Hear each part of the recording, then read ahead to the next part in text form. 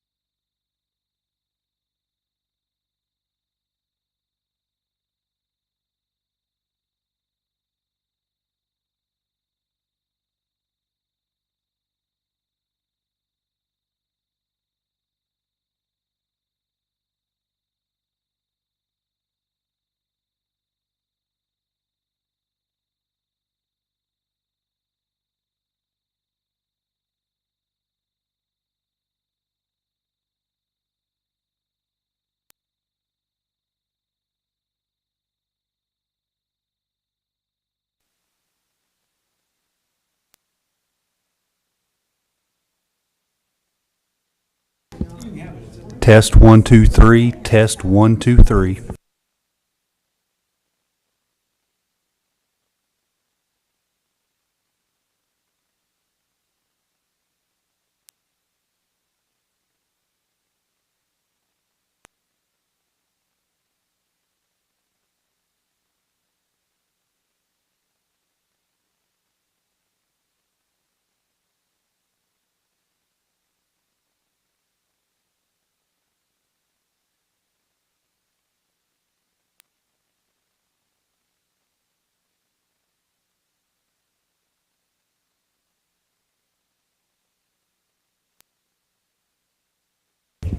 Test, 1, 2, 3. Test, 1, 2, 3.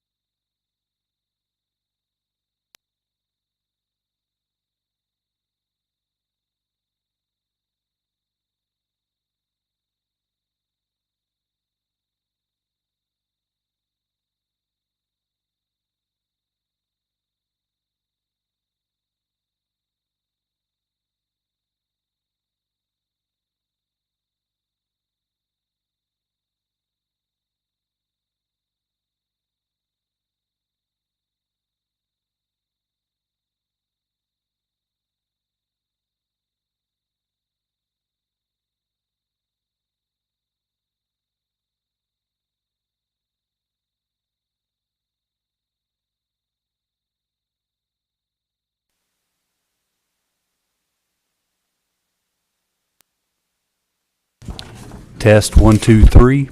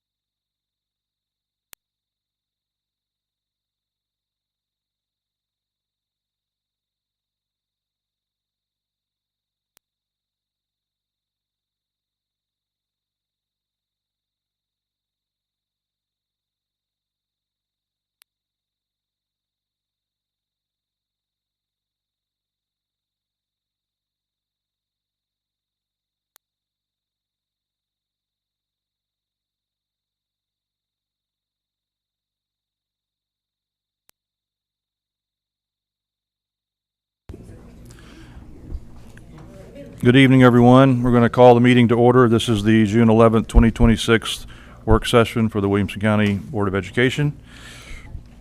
Thanks, everyone, for being here. We will first take a look at the consent agenda. Are there any questions or comments about the consent agenda that we will vote on Monday night?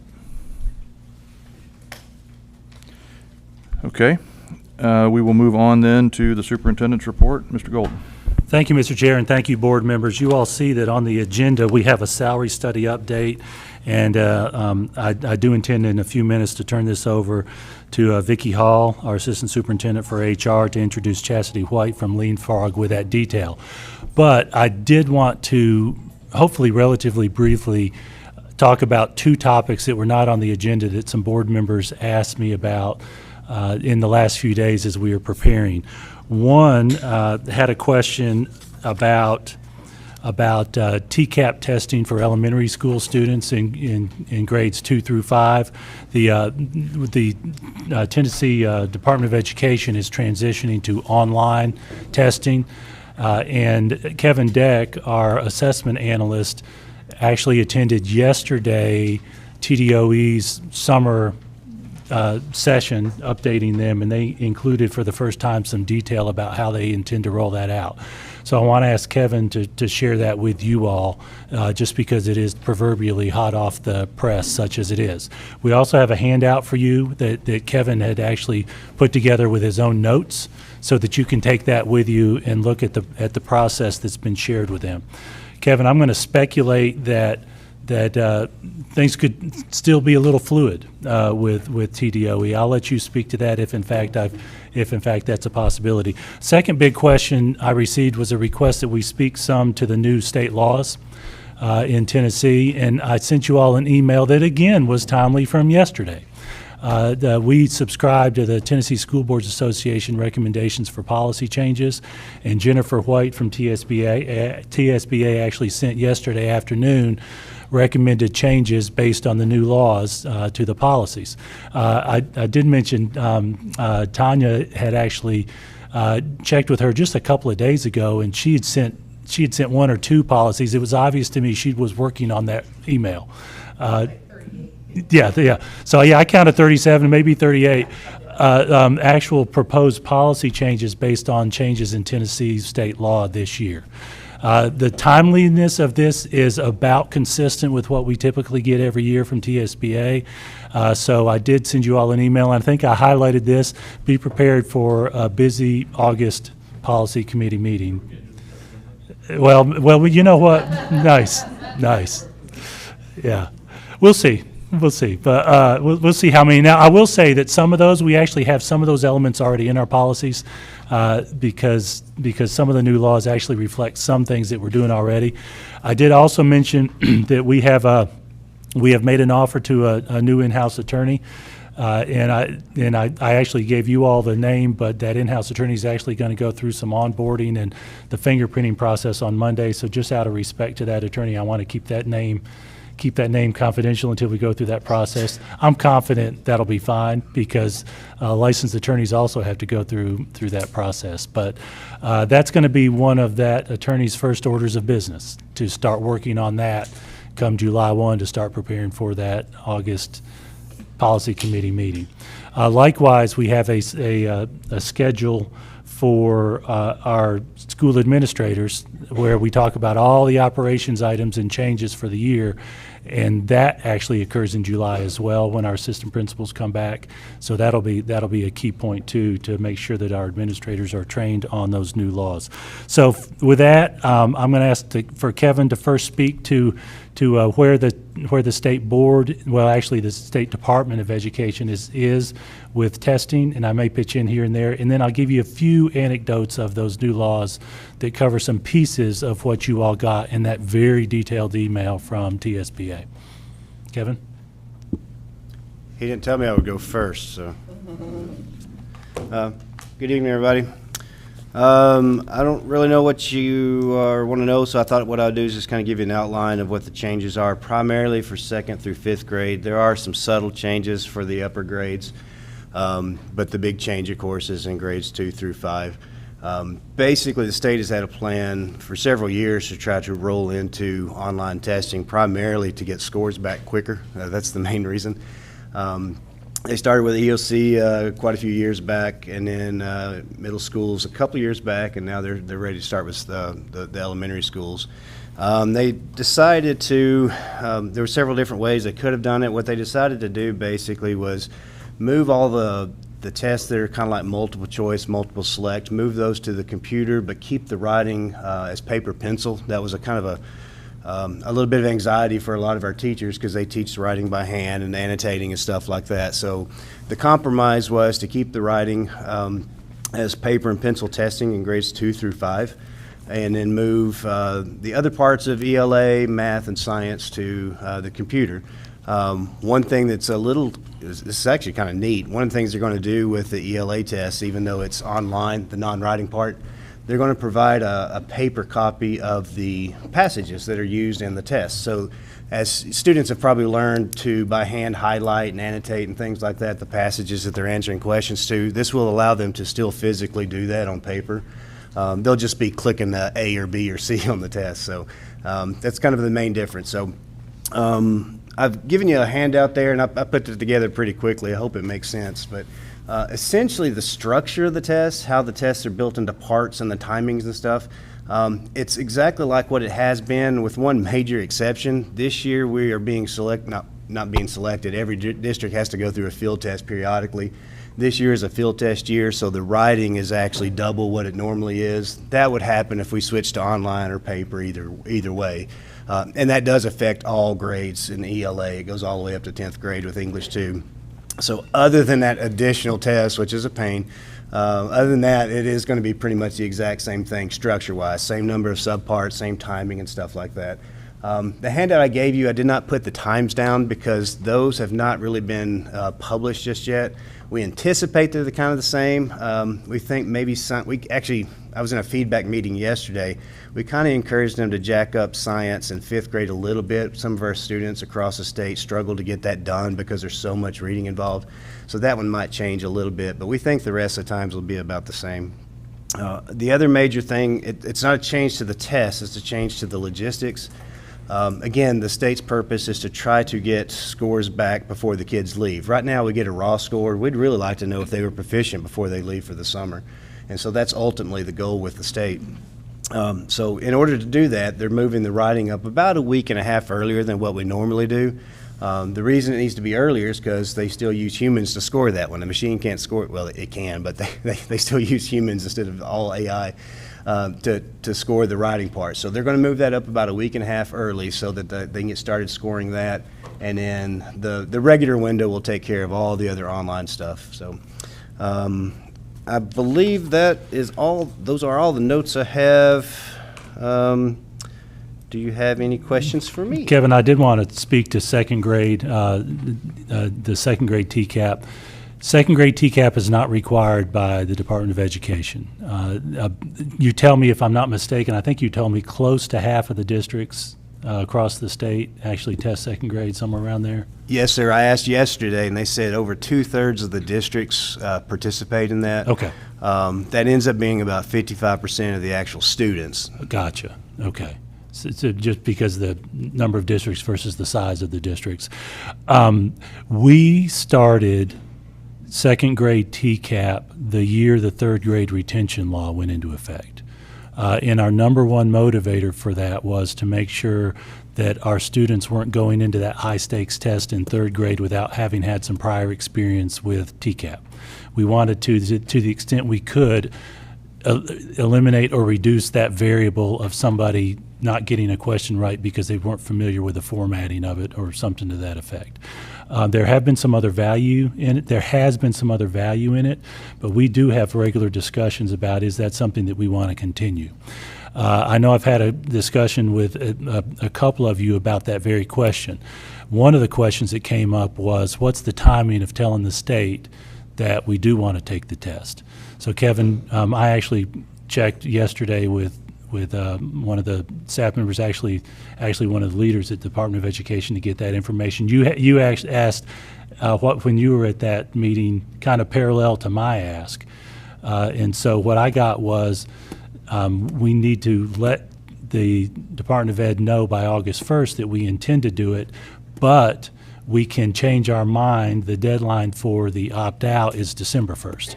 So our plan is to let them know that we do intend to, knowing that if we have further discussions and some other information comes out about how this test is administered, we've got that option to change.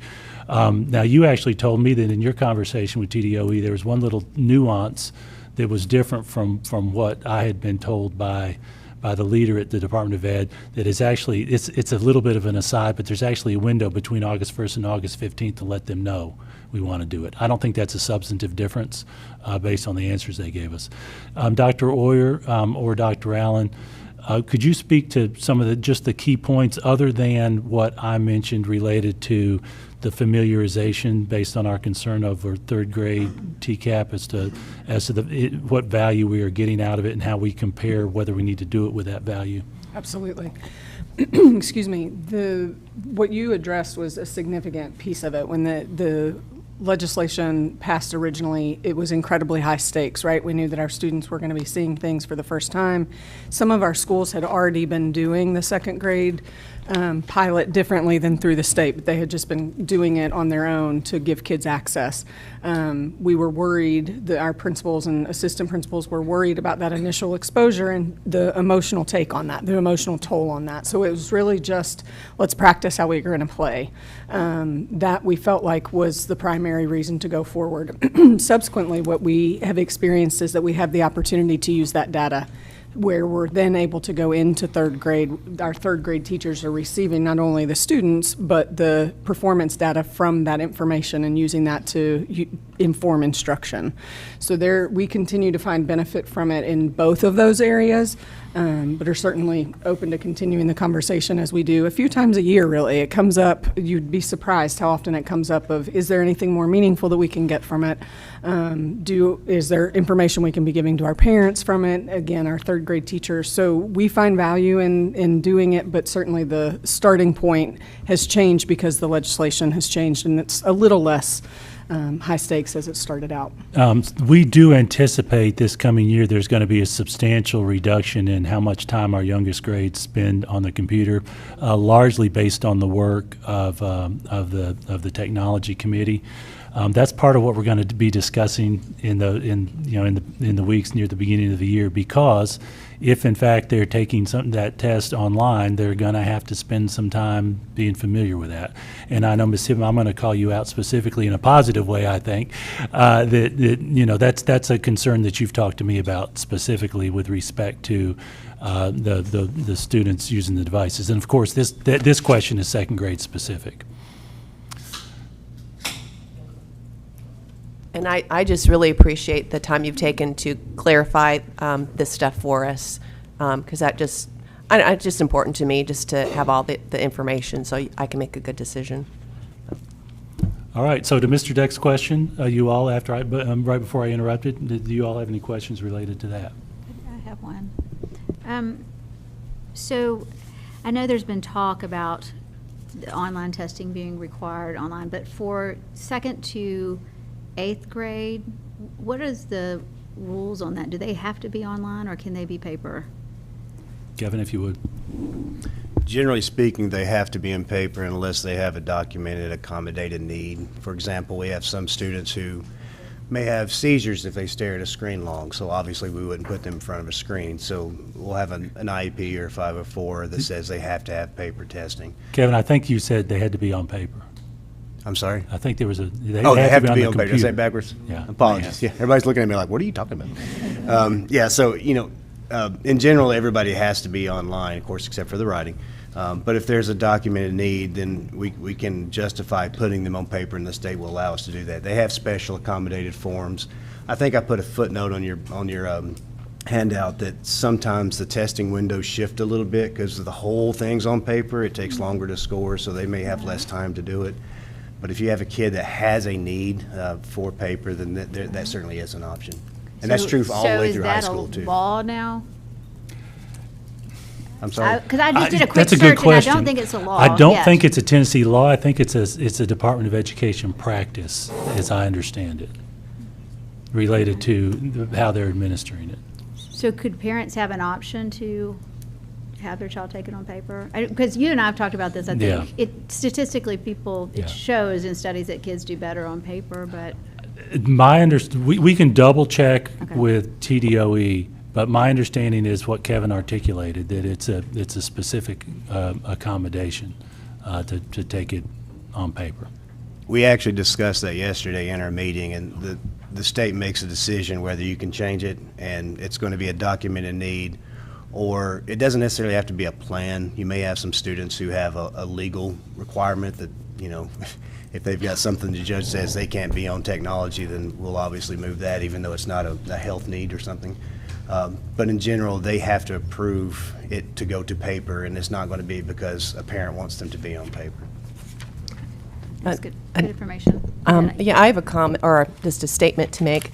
I think that the General Assembly has the option, because it's Department of Education that creates it, but the General Assembly has the ability to carve out anything from their policy and, you know, make a law to amend it. So that's an option that they have. That may be right. It just hasn't happened up to this point. Now, one of the new laws is that computers in grades K through 5 are to be used only when it clearly enhances instruction, right? So, yeah.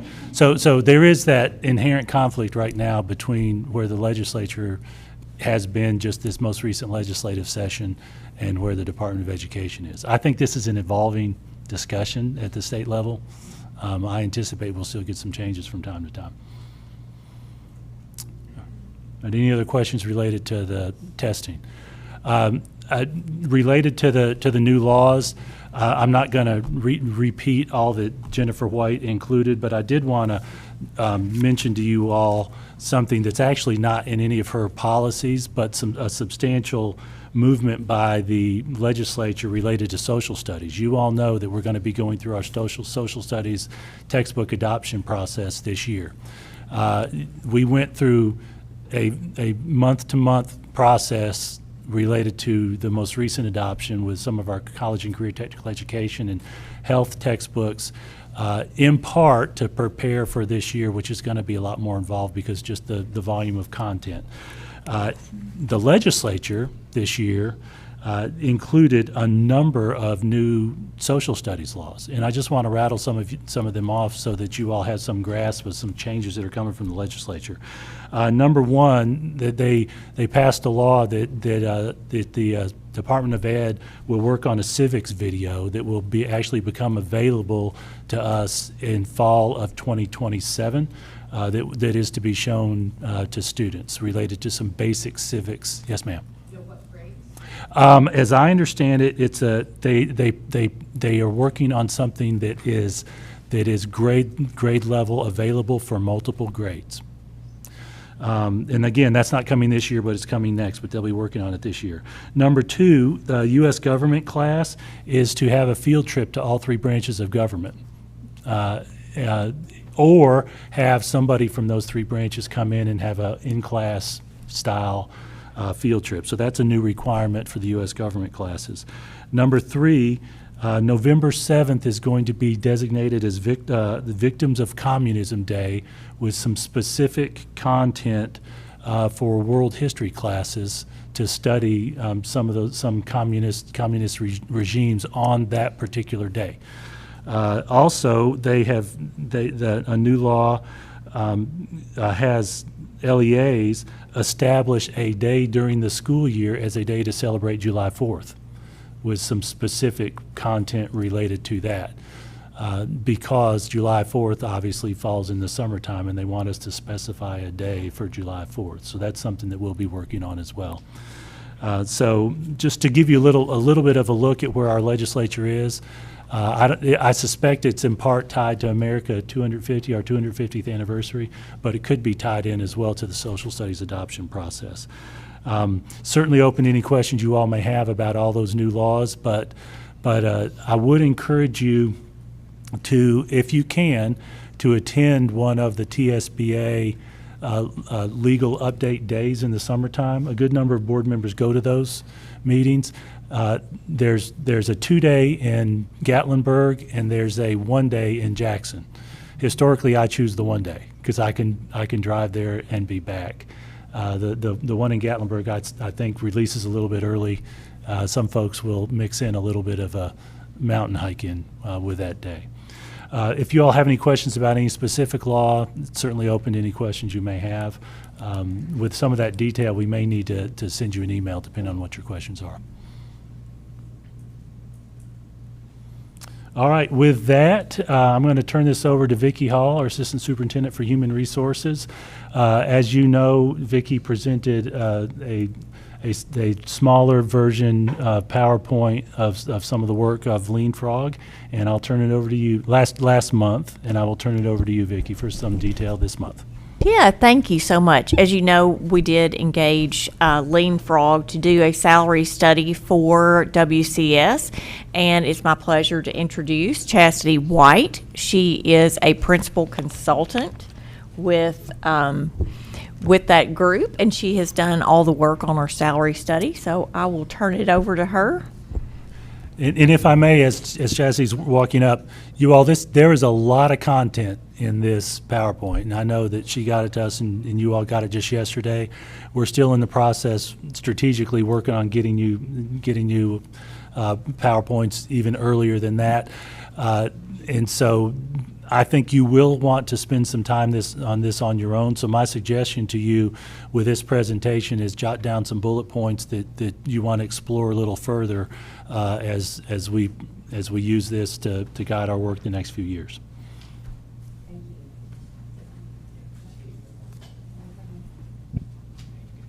Okay, we good?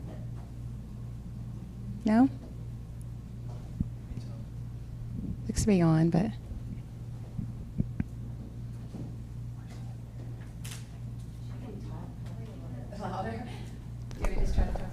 Well, we actually broadcast this as well, so we do want to that's make true. sure That's the true. That wouldn't work so well. microphone works. Is that okay if I do it this way? Y'all hear me pretty well? Is that good? Yeah. Okay, great. Check, Right. check. Okay. Now we can- There you go. Thank you. Okay. Oh, that sounds louder. Would you like your microphone back? Thank you. Good evening. I'm Chastity White, as Vicki said, and I'm happy to be here with you tonight. I apologize for not being able to make it last month, but maybe the good thing is you got a little preview of some of the information, and so maybe I can be here to fill in some more of that and share things that maybe you've already thought about since what you heard last time. I do have quite a bit of information, as the superintendent said, and so I want to be able to get through it. So I'm going to ask if we can try to do the questions at the end, but if you're like dying, let me know, that you have to say something or ask me something, because it is so many slides, and I don't want to cut you guys short, I don't want to be disrespectful of your time tonight. So we have been working with your leadership here, your HR leadership, for a few months now on this compensation study. And what I want to share with you is a little bit just about the way this works, and then some of those findings and recommendations. That is where we are in the project at this point. So our scope was not just to look at peer analysis and compare you to market, but also was to look at the structure and how you pay and see how that's working well or not working well for you. So we look at equity, compression, inversion, things of that sort that can impact your employees' compensation and even movement and promotion within the organization. So we also needed to develop some recommendations, and we've got some of that to share with you, and talk to your staff about implementation and some ideas there. This covered all of your employee groups, so your obviously your certified staff, your which includes your psychologists, curriculum specialist, any of those positions, your leadership, your school leadership, and your central office leadership. And then you have 54 classified salary schedules. So we covered all those, both those annual, hourly ones and the annual pay structures. We did look at your incentive pay. I know that there was some interest in that in the placement rules about how your salary schedules are currently used and how you pay for additional supplements and things of that sort for incentive pay. We also did a retirement analysis, which if all your employees, all your full-time employees were looked at. And we did that more to see about what's the potential coming up in your near future of where you might have gaps or need to hire, because we want to maybe sometimes make decisions about where we need to prioritize things based on that turnover that might happen in your organization. Well, that was not the direction. Okay, so this slide just tells you a little bit more about the approach that we use.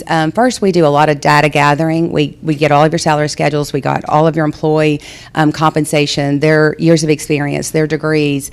Like I said, we get the information so we could do retirement analysis as well. And then we collaboratively developed a list of benchmark positions with your leadership staff here that we felt were good places to kind of give us some indicators of the whole entire system. And that's in the, if you want to know more about that, that's in the back of your PowerPoint slides is an appendix that tells you more about that methodology that we use there. We then benchmarked you against 8 Tennessee districts, not just the local peers, but also some size peers in similarly situated districts. That's also in the back if you have any questions about who that is, but you're going to see their names in just a minute, so it's going to be real clear who those are. We also, at that point, looked at your schedules, as I mentioned, and how that they work together, if there's any compression or internal equity problems there. And we looked at your policies, all of your new hire policies, your promotions, your transfers.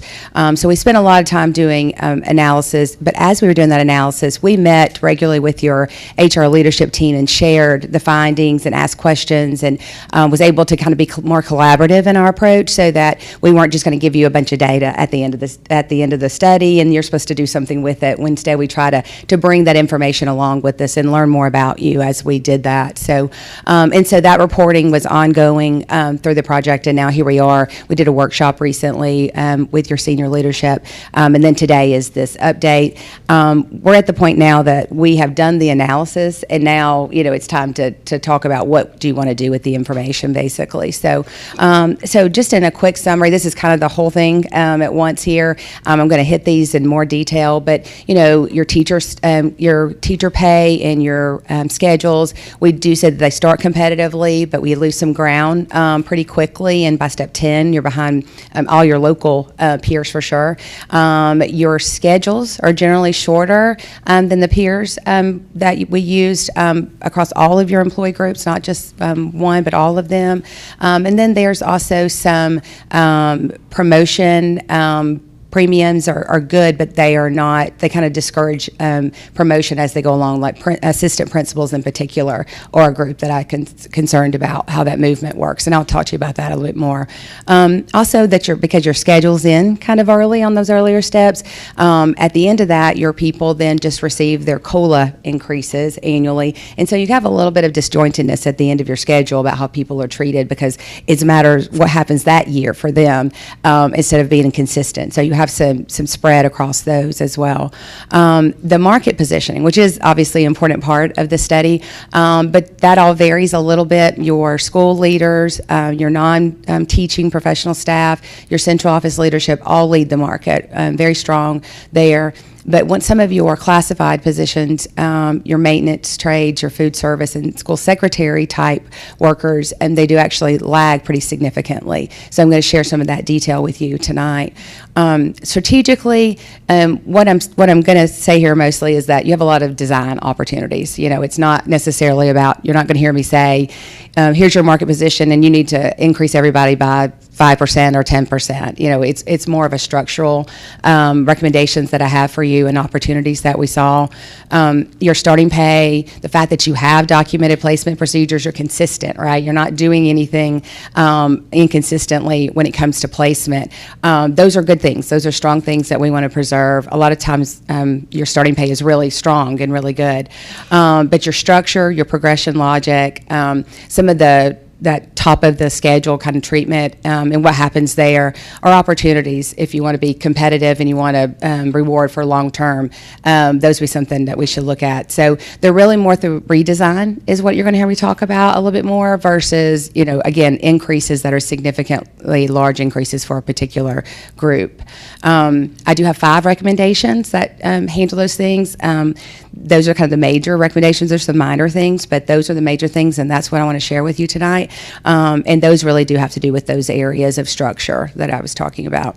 And you can do all this at once if that works for you, but it also is things that you can do over time, and you can put maybe your greatest gap and replace that really quickly and then move on to your next agenda items as it would be appropriate for the district. But we'll talk about all 5 of them tonight.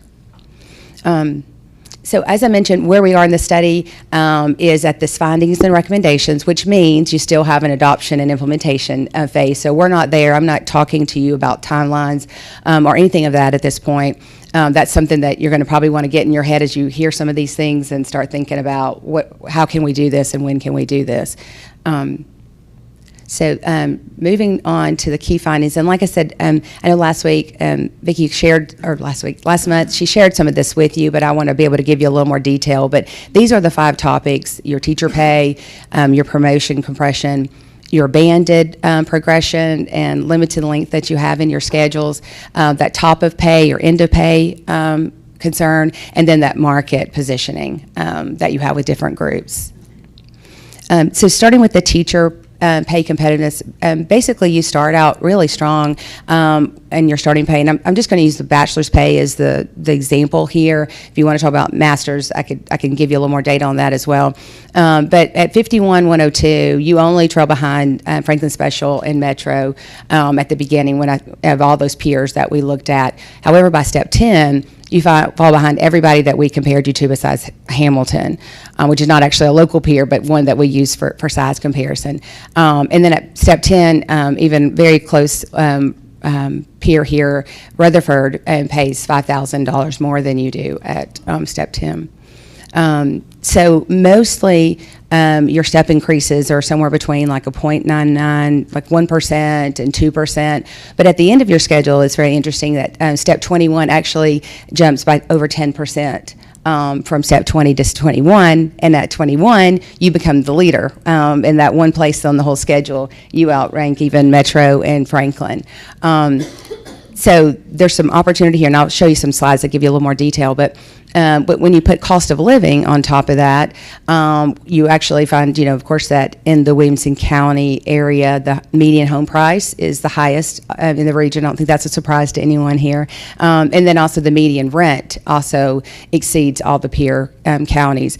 So I actually did a little bit of a housing adjustment on the numbers just so that you can see how that does impact the ability for someone maybe to live and work in Williamson County and work for you guys versus what it looks like in those other counties.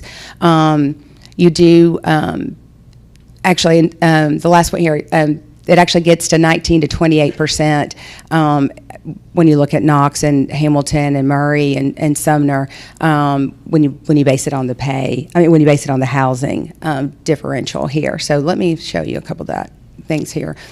So again, this is just that ranking with the nominal values, the actual schedule values that you see, right? So at the beginning, like I said, you're in third, and you're behind. This last column here shows you that variance. And then at step 10, you see how you fell from up there at third all the way down here to next to last for the structure, because everybody else does have a little bit of, you see where it's going to 4,300 for Franklin, and you see that, for Franklin Special, and you see how Rutherford really jumps up there by step 10. And then this is your 20 and 21. So even at 20, you're in better position than you were at 10, right? You're up here at 5th. And then at step 21, you jump all the way up here to number 1 again, because that's that over 10% increase that you have in your schedule at that one point. And I think that was put in place because you did want to do some end of career increase and be a little bit higher. However, these people are usually not quitting. Their career does not end at 21, so they're staying on, and then you're having to hopefully continue to increase them, but it's only going to come at a cost of living. increase, which obviously is something that you vote on and decide if that happens each year. So when we layer on top the adjusted for cost of living, basically I did balance both the housing the housing and the rent market equally. And then I applied it to 30% of the salary, just using the idea that 30% of a household income or budget should be housing. So I didn't do it across the whole amount, just 30% of the salary.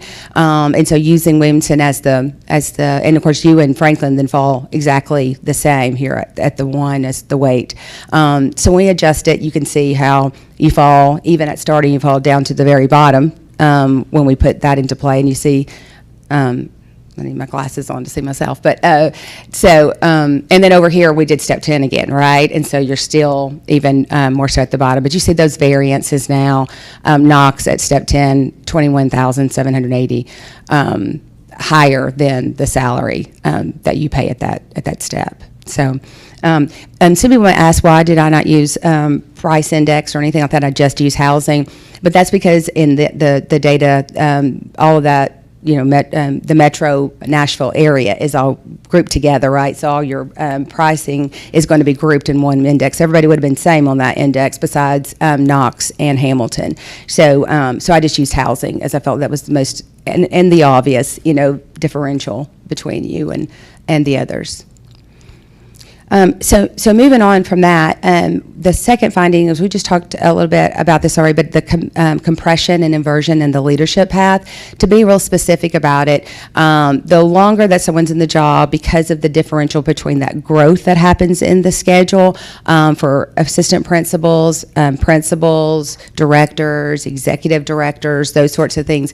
Basically, if a assistant principal at year 5 decides to then go be a principal, that when there's a cut in that pay when you look at the daily rate. I want to make that real clear, because if you go look in the schedule, you're like, no, it's not less, but it's because you're looking at the annual rate, right? But if you think about that movement, that they're also adding more days that they're working, then you would see that there is a decrease in the pay. I don't think that's intentional, but that means that a lot of assistant principals probably are not real eager, you know, to jump into a job with a lot more responsibility and know that they're not really making more for the time that they're working. So there's also the similar when it comes to the principal. I asked, you know, what is your typical promotion to the executive director is what I was understand. And so there is a little bit of a cut. Now, don't get me wrong, your people aren't going to take a cut from that annual salary because they're both 12-month employees, so they're going to be the same. However, that movement and that relationship of one schedule to another is not a promotion. It is not a positive increase. So they may have to be frozen at their salary and not receive an actual increase for that type of promotion. The other thing that I should have also said already, but is that the placement rule that you have for this is that if someone's moved from a assistant principal to a principal, or from a principal to a director, the placement starts at 0 for them. They don't get any credit for that administrative experience that they had. So they start back at step 0, and that's why that decrease happens, especially for that assistant principal to principal.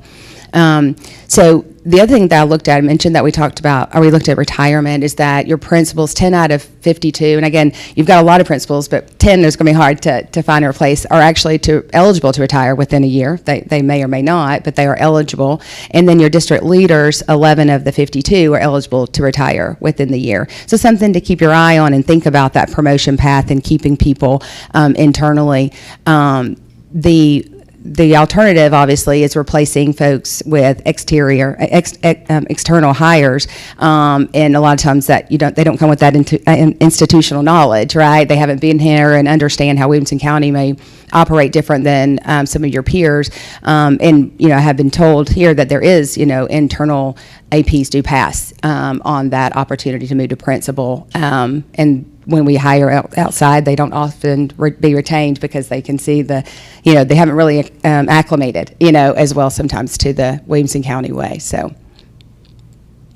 this slide here just shows a little bit. This is a lot of numbers. Don't worry about that. It's more of a heat map. So you're going from green to red. So the red is kind of those hot spots, right? And I mentioned that, like moving from an assistant principal elementary to a principal at elementary. You see how we're in the negative in the light green, but we're all the way in the really high negative when you're in the red here. So it matters when they move from that job to the next is what we're referring to here. So you see it's also happening down here, especially the high school principals. If they were looking at an executive director position, they may end up having to be frozen in their salary because it would exceed that often when they get there. Can I confirm what you're saying there, right here? Oh, sorry, thanks. Are you, so on the red, are you actually saying that they're making less money or they're making less money? Is this adjusted for like per day? So this is daily rate, so it's not the annual, so it is the daily. So when I were looking at the daily rate of your AP moving to a principal, when they take that promotion, it would be less per day that they would be taking, and when they've been. But they're not taking less money? Annually, no. Okay, I just want to make it clear. Yes, thank you for the clarification, yes, for sure. And then if they were moving from a principal to a director, they're just going to end up flattening or holding out their salary, right? They're not going to receive an increase. So they're not going to receive a decrease, of course. So additionally, and I've kind of mentioned this a little bit already too, is what your schedules look like today are 5 pay schedules, 5 pay changes across 16 years. So they're banded, right? There's only 5 bands. So there's lots of years, and most years there's no increase as far as step increases, right? If you do a COLA, but otherwise it's those banded years. And the top of the scale, happens at 16, and there's nothing more for the classified staff other than the COLA increases that they have. However, if you look at peers, and I noticed it right away because I do a lot of this in the Southeast, I thought it was interesting. I was thinking maybe your peers were similar. However, all of your peers look like what I'm used to seeing more is that they have this 25 to 26 steps. So they're receiving a step increase, and all of these are annual step increases. Very few have any kind of banding whatsoever. And so they're typically, I call them tiers, the number of changes in the pay, 26 across 25 steps. So you're actually an outlier in that. That is unique to you guys and not something that we see elsewhere. I mentioned this, the top of pay, I already said this a little bit with that classified. Your teachers, there's 21 steps. Your classified have 16 years of experience that's on the schedule. Your assistant principals and principals, year 15, and your departmental directors and above, they all just have a flat rate. So everybody, no matter how many years of service, they're at a single rate. So the big thing here is that all of these schedules actually end before any of those careers do. Like no one's really finishing their career at 16 or even 21 years for teachers. So again, the other thing that impacts this is when new teachers come in, currently you only credit them for experience up to 21 years. So if someone came in, even if they had 25 years, they would be at step 21, although other people, right, who have been here and moved up since 21, they may be at a different salary and they have the same number of years of experience, right? So that's what we found real early, and we're like, help us understand what's happening here. So you actually have 663 TMIT teachers who are paid above step 21, and that kind of varies because of when they came in and how that affected them, those annual COLAs, because they do compound, and you have $35,000 variance between those employees that are in that 663 that are above step 21. And then you have 43 classified employees that are actually also paid above their schedule with the same thing. That a little variance happens there because of the COLA. I mentioned this, and so I want to show you some charts here, but I'm trying to cover it real fast so we can glance through them. But so your school leadership daily rates is what I looked at, because some work, they're assistant principals, and 10 months, some 11, some 12. So we like to look at daily rates so that we're true apples to apples comparison. You lead those peers by 13 to 25% by the end of the schedule. So it's really strong. Curriculum specialists lead peers by 27% at the start and 6% at the end. Your central office leaders, your nurses, your social workers, your all these professional staff all lead the peer averages. And of course, that's something to preserve, right? That's where you're doing really well.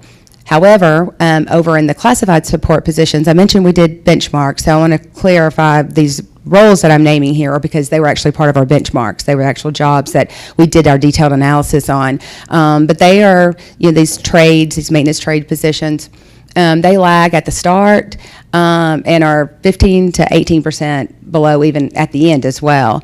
And a lot of that you can kind of infer here that you stop at 16, but those schedules keep going. And so that's why you get further behind. Even if you start well, you get behind because they keep doing increases after at your peers. Your food service, you've got a big gap, and then your school secretary lags 5% at the start and then 22 at the end. So just for clarification, it may help is that we actually look at multiple jobs on each salary grade, and I've listed the salary grade there for you. How many employees are in that group? What type of employee, what type of schedule are they on, the hourly, annual? But we looked at the start of your schedule, so that's you compared to the peer average, and that's the variance. So if it's in red, that means you're below.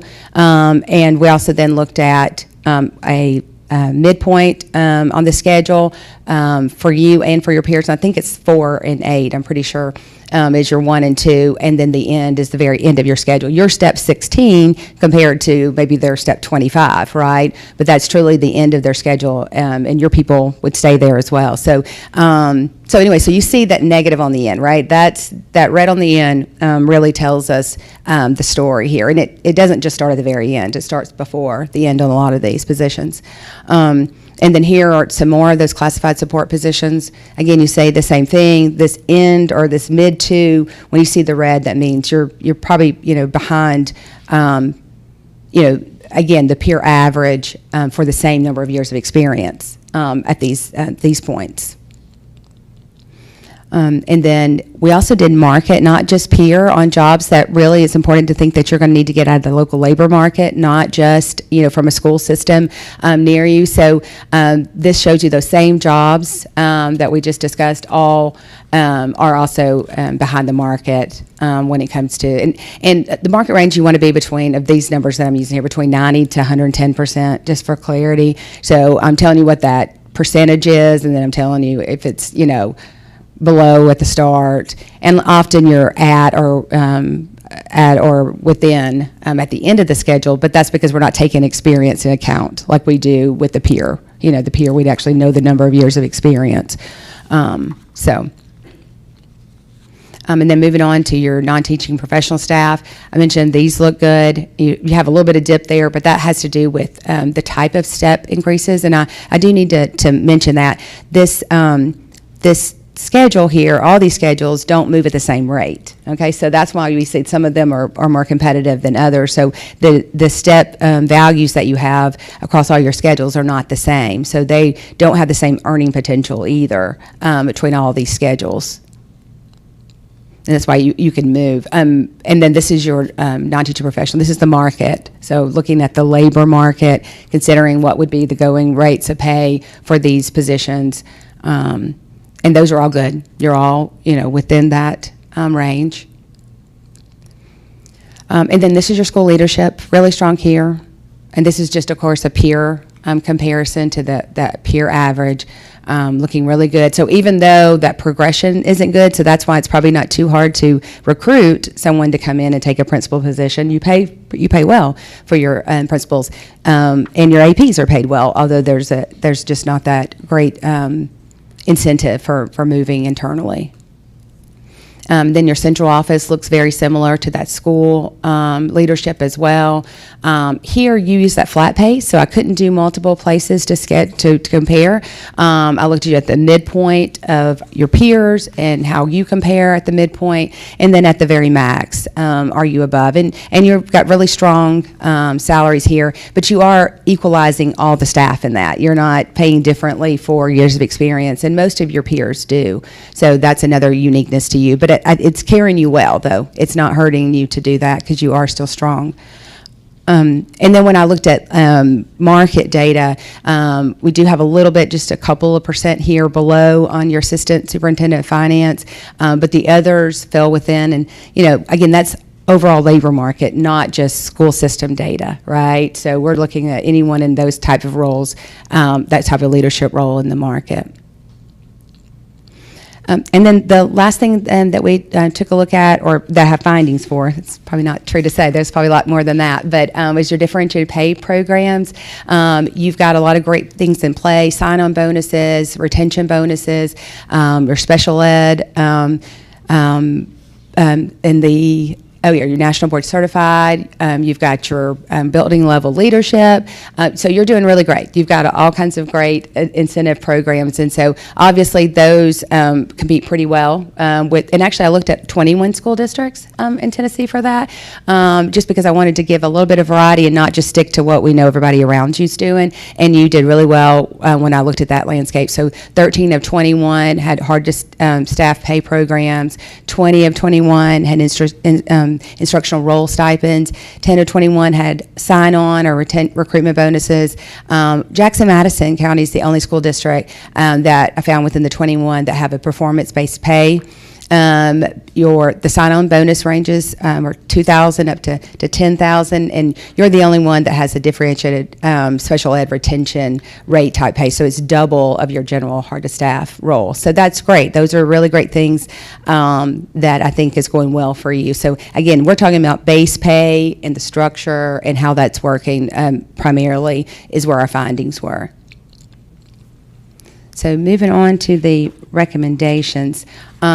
So I'm not going to repeat to you what was found because now you've heard it, but what would recommend to do about those things? So obviously I'm recommending to extend the teacher salary schedule architecture. So extending to probably at least 25 steps, maybe as much as 30. That's when retirement usually happens, and a lot of school districts are paying for that already or moving toward that in your state. Potentially smoothing out those increases so there's not such a large jump from 20 to 21, or if you want to preserve that, try to find a way. You've got plenty of opportunity without overpaying before you get to 20, right? You could increase those steps before that and not be overpaying for sure, and then of course maybe continue a 2% or so after you're 21. Maintain your degree lanes and the way you pay for those. I would revise when you, if you were to do that, to your placement rules to give credit for the outside experience up to how many ever steps you do, if you do 25 or if you do 30, because you want to be a place where people maybe come to, and because again, that's where you're competitive right now. So, and then I would say keep watching these other peers, these in particular, because they are similar opportunities, and they're paying well, and they're really strategic in that. The leadership promotion, there's a couple of things you can do here, and these don't all have to be implemented exactly the same. You don't have to hit every recommended action, but one thing would be to establish a minimum promotion differential. So when, like even a principal is going to an executive director, maybe they get a 5% increase or something, right? Even because they're moving to a scale, that doesn't have all that, and they'll be frozen. So, so again, that just keeps them from maybe having a cut or a frozen salary. Reset the experience credit limit that you give right now to actually consider that administrative experience that those APs have coming into a principal experience role. Maybe it's a 2-for-1, maybe it's 1-to-1. There's lots of ways you can do that, but I would just do a methodical, standard way of utilizing and giving them credit for that experience. And then you would want to look at, obviously, new promotions, but I would recommend you look in those that have been promoted in the past and make sure that your principals are paid appropriately considering their experience when you put it all together, right? Not just how many years as a principal, but how much administrative experience, especially if you're going to start giving that outside experience credit. And then, so a redesign or a realignment of your classified schedules. One would be lengthening those and replace that banded structure. So instead of having the 5, looking at individual steps per year on your schedules, maybe going to as much as 25 years as a minimum. And then I would also look at your schedules. One thing that's here that I don't think I said already, but you've got 23 schedules on your annual salary pay schedule for classified, and 31 hourly pay schedules for your classified. Of those 23 annual pay, 17 are actually unique, which means we're repeating some of the same salary schedules in there, right? And so people are on the same one, but right now they're seen as separate and on another schedule. And then of the 31 hourly, 19 are unique. So really, there's 31 different pages of schedules, but there's only 19 schedules in there. So what I would recommend is that you standardize those by looking at standard salary differentials that account for the grade changes, the position, the education experience.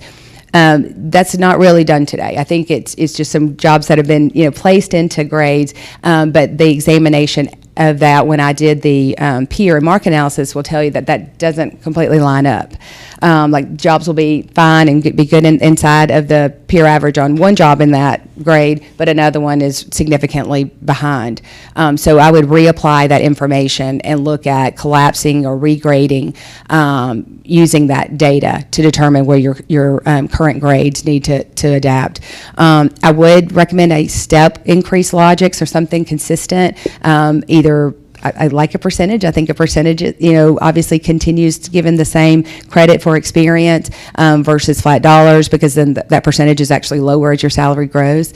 But I would look at that across all of your classified staff so that they're all competitive and they all stay, competitive with the market and with your peers. And then you would need to migrate your existing employees. And I just will say, in a systematic way. So it would take a lot of work and it would take some very careful consideration of the experience of your people. But I think it would be very important and helpful when you did that to make sure that all your equity, is going to be retained with your people, and you're not going to create some problems, by bringing in new people with more experience and giving them credit and not giving your current employees credit. So the top of the scale, there's a couple things you can do here. You can create a formal longevity amount and do something every 5 years. Of course, right now they just get the COLA. That's an option. Or you could do a percentage. If again, this is assuming if you don't go and extend your schedules, right? If you extend your schedules, it's not something you have to worry about as early as you do right now. So if you did number 1 and 3, which is the teacher salary schedule and the classified schedules, and give credit full experience, and then just apply that consistent rule, whichever one. But there's a couple of ways that you could go about formalizing that so it's a little more consistent. And then you did have some areas that I mentioned, some of your maintenance, you had a food service position, and your secretarial positions. And I know you've got various roles in your school secretary that are kind of lumped in today together. But I would take a look at those and adjust your starting pay for those positions. You've got to look at the grade again, like I said, because they're mixed in with a few, and some of the jobs are in the same grade, and they're below the peer average, and some are at or above. But I would take those positions in particular that we looked at, and all related, anything that's correlated to that job, look at those together and make sure that the equity is preserved and you don't create a new compression issue by moving like a job and not moving the job that it reports to. And then I would recommend that you do this very much in correlation with that classified redesign, so that you don't have duplication in those changes, and that you're using the data to apply it. So this could take a while. This is a big undertaking here, but I think that this data tells you that this is needed, more so than just that you need to up some peers, that you do need to do some reassignments and some changes based on this data. Okay. Sorry, that is a whole lot of words I just spoke in a little bit of time. So does anyone have some questions that I can answer? Do you hold on to them in your paper or anything? Yes, sir. I think this is probably to Jason, because you've been here the longest. The big step at 21, I think originally that was a creative way to maintain a budget-friendly, make our salary scale budget-friendly, but still reward the teachers when they go and spend their last 5 years at this elevated salary. And so you basically, because, what this says is we're still number 1 on the chart, even though we're way, I guess, average, let's just call it average on our peers, but below, we're certainly not at the top on every step in between, but we stay close enough that we jump up when we give that big step increase. So the reason that we don't do all the steps in between is that it cost us an extra $20 million. And so I just want to set some context as to why we are the way we are. Now, it doesn't change the fact that we could still extend I don't think extending the scale out another 10 years would damage the budget at all. I mean, it would just kind of set a floor for what those COLA increases are. But I just wanted you to speak to that and make sure that I'm right about That. That is accurate based on my recollection as well. We had it end at 20, and that had been apparently going on for decades. And there was some discussion about, do we have the capacity to increase that? And the short answer at the time was no. But what we can do is hit that jump where it's that reward for that 20 years. And so that was was a result of multiple discussions with the WCEA through the PECA process. It actually might have been the old negotiated contract process even before the PECA law changed. But substantively, you're right. That was the idea, that it would give that reward for the teachers who had been there that 20 years. But plus. anytime we do a banded step at 5 years, I mean, we're saving money along the way. They're still getting their annual cost of living, whatever they get, but then they get a bigger jump, and so it's more expensive to have annual increases than it is to, and it puts a carrot out there to people to. I mean, it's a retention tool as well, Yeah. to kind of keep people moving. That's right. You heard Chastity mention that 663 teachers are off the scale, and the variance, after they hit 21, they just get whatever the cost of living increase is, or whatever the board votes on. There have been rare years where it's been zero, right? So to your point, you have to drill down into each one of those individuals, right? But generally speaking, it would probably cost more to straighten that out. One of the recommendations Chastity also has is shrink that 21, right? If in fact we do extend the scale, when we do the math on it, shrink the 21 so there's not that leap, but teachers can see that I do have that progression.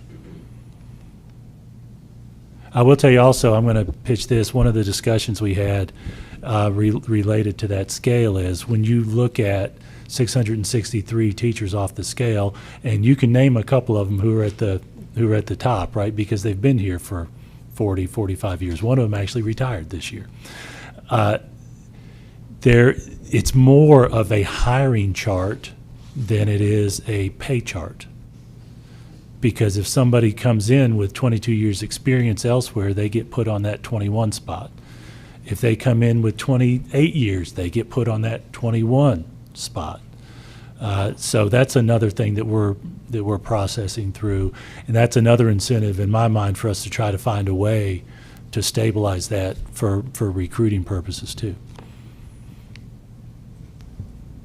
Speaking of retention, did any of your analysis involve looking at retention numbers for any of those positions that you specified? We were given some data from the HR team to look at. I can't quote any of it off the top of my head right now.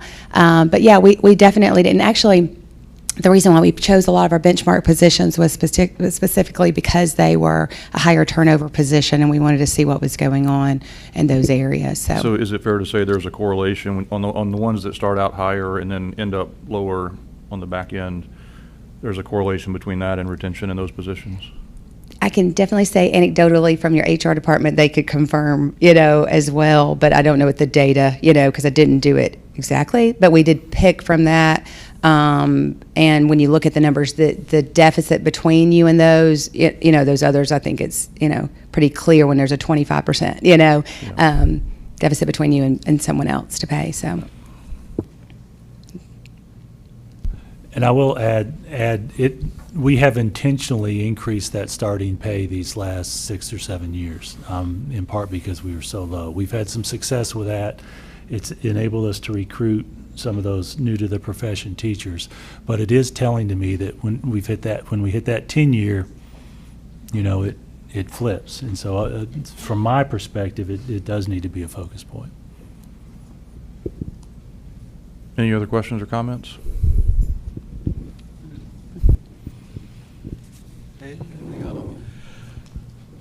In regard to compensation, Jason, didn't you once say that in our annual budget, about 85% of what we spend is on our people? Yes, that's accurate. And it's salary plus benefits. Yes. 85%. Okay, thank you.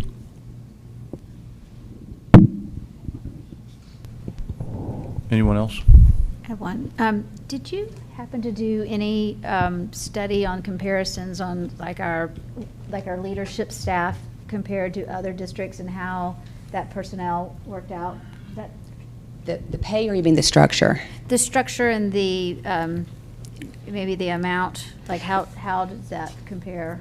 Yeah, That might not have been in your study. Well, we did do the central office, like the district leadership staff. There's some comparisons, and again, you do the flat amount instead of a schedule at that point, so we compared you to their schedules. But no, we did not do a organizational comparison. That is actually other work that we do at Leapfrog, called an organizational review that looks at that type of thing.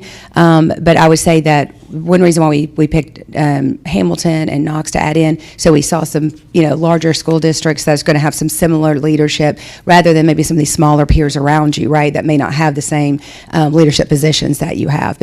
And we picked, again, our benchmark positions with that in mind too. We wanted to be sure that we were getting a leader of a department that everybody's going to have, or a HR staff member that everybody's going to have, and things like that is how we do that. So to make that balance, yeah, you're welcome. So what might our next steps be? Is this, the board, we need to take this and craft policy around it to get some changes made, or is this more operational and the HR team needs to use it to take the lead to make some adjustment? I think we're going to probably get to some of that in Jason's goals, because that's certainly a component of his proposed goals for next year, is to begin implementing some of these things. So I think we might get into it in that part. What we've talked about just with some threshold conversations is identifying priorities, and we don't know the answers yet, but it will include, just as a couple of examples, what can we do now? Is there anything we can do if the commission passes our budget now, given that short window of time, that won't disrupt our longer term plans? Should we focus on one particular issue at a time, or should we address address multiple issues with a fractional amount that we may get from the commission annually? We don't know the answers to those questions yet, but that's our next step. One of the items that I've suggested we discuss to prepare for my August goals includes setting a priority with a 5-year plan. At least as a prompt for us to start discussing. Yeah, one of the reasons why I asked that is, like, one of the things you mentioned was, and I know, I work for Metro Schools, if you get promoted, they have guidance, I don't know if it's a policy, that you get 10%. Mm-hmm. And so, like, if you make 100,000, then they'll find you at at least 110,000 minimum. Sometimes you get put up on a higher step, not at 0. So again, is that something that we would need to make policy about, or is that just HR guidance and how you all internally do it? That's what I'm trying to clarify. Vicky's raising her hand, but I want to give you one parallel that we've actually spoke to in that context. Can we change the experience years from assistant principal to principal, from a 20-year experience assistant principal to a 0 principal? That's one of the reasons we have compression problems. Can we give credit for some of those as well? So Vicki, if you would. Yes, thank you for that question, because it's something that we're very aware of even before Lean Frog came in. The issue with it, and I'll just lay this out there. Yes, I think it would be wise to give assistant principals, years of experience credit at some level for moving into a principal position, but we have 52. We'd have to go back and make corrections. I feel all of these things, they're kind of intensive, and they are going to be, I'm just telling y'all, it's going to be expensive, because you've got to go back down and fix the people that are already there. Even if we fix the structure, we've got to make corrections. Short answer. I'm not saying short answer don't from do a it. I'm just procedure- saying just know that Yeah. it sounds like it gets pretty in depth, and we have to make a lot of changes. Short answer, Dr. Johnson, from a procedural perspective is we need to do an analysis and make some recommendations to you all. Okay, because that's the heart of my question. Like, what do we need to support any of this implementation? Do we need to make policy? Do we need to just, let you all deal with the operational? So you're going to take it, you're going to analyze it a little more, and then bring recommendations to us, is that? Yes, ma'am. Okay. Okay. No more questions for me? Yeah, thank you. Thank you Thank for you your very much. time. Back to you.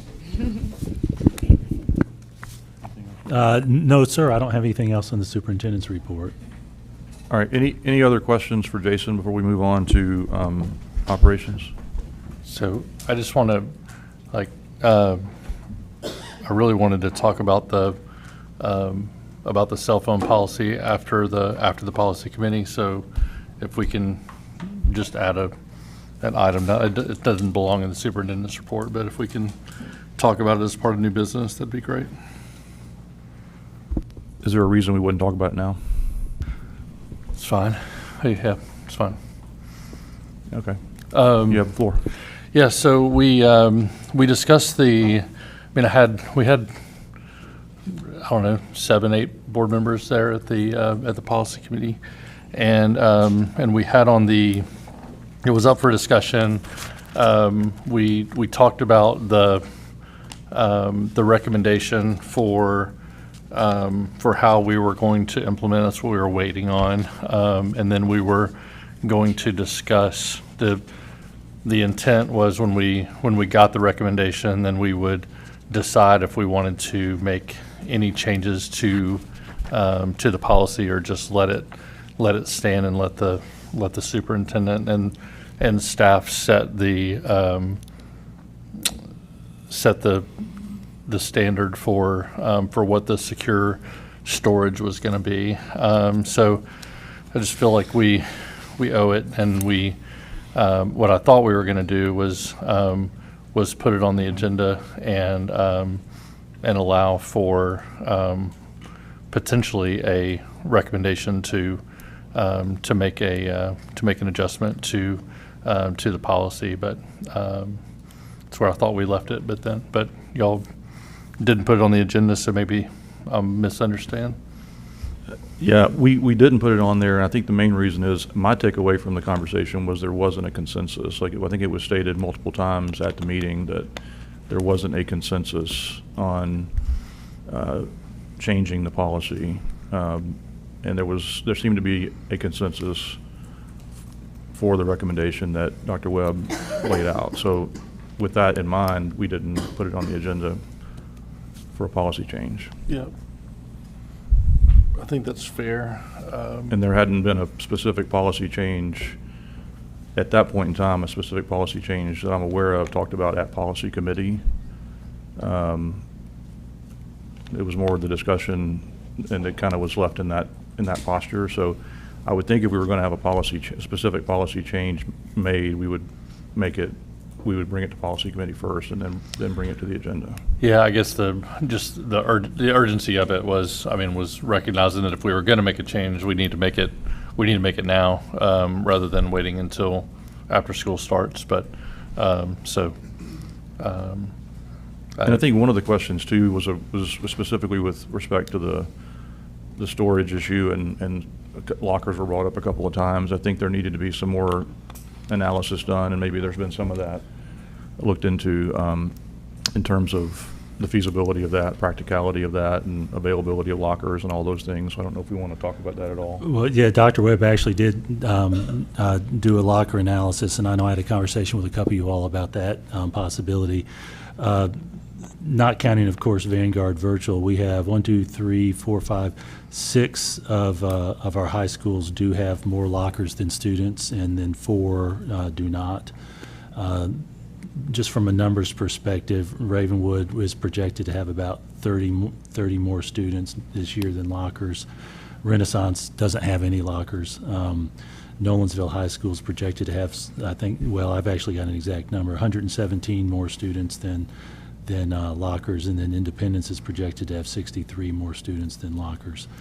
And Dr. Webb also asked her principals, about how many students use those lockers. But Fairview High School has more. Brentwood, Page, Franklin, Centennial, and Summit all have more lockers than students.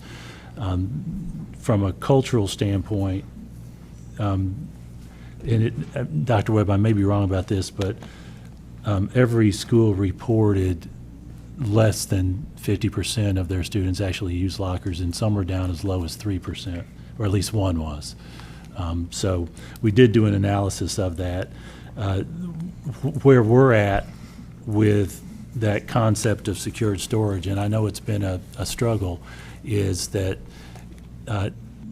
we could not find a way to be fully secured and still be confident we could give students that access during lunchtime that the board voted on, and that's our dilemma. That's our trap. It somehow shrinks it one way or the other.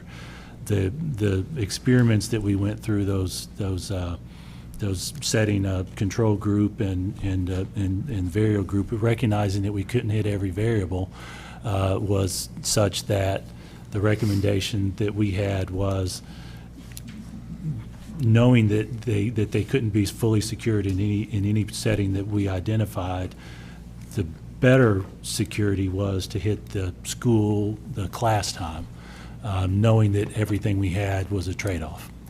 And that's where we were. I'm going to also mention this last piece. I do believe we're in transition with this, that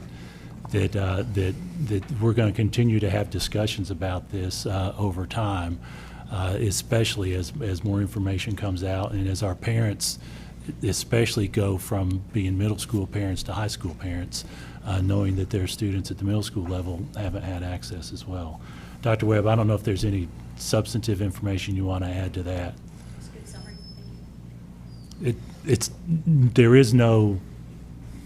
There is no solution that's complete with a structure that we have in the existing policy. Yeah, it did seem to me that was kind of the stalemate at that policy, was if you go fully secure, it does mean giving up the lunch. Probably as a practical matter, it means giving up the lunch access. And I think that's where it kind of landed, as far as based on my recollection of the conversation. Yeah, I guess I just wanted to, I'd be up to gauge everybody's interest in, to me, there is a difference in our current policy between middle and high school, or elementary, middle, and high school with the lunch. I don't think lockers is prohibitive in that. Like I don't think there's any student that couldn't go to their locker before and after lunch if they had to. There's certainly no obligation that they have to go get their.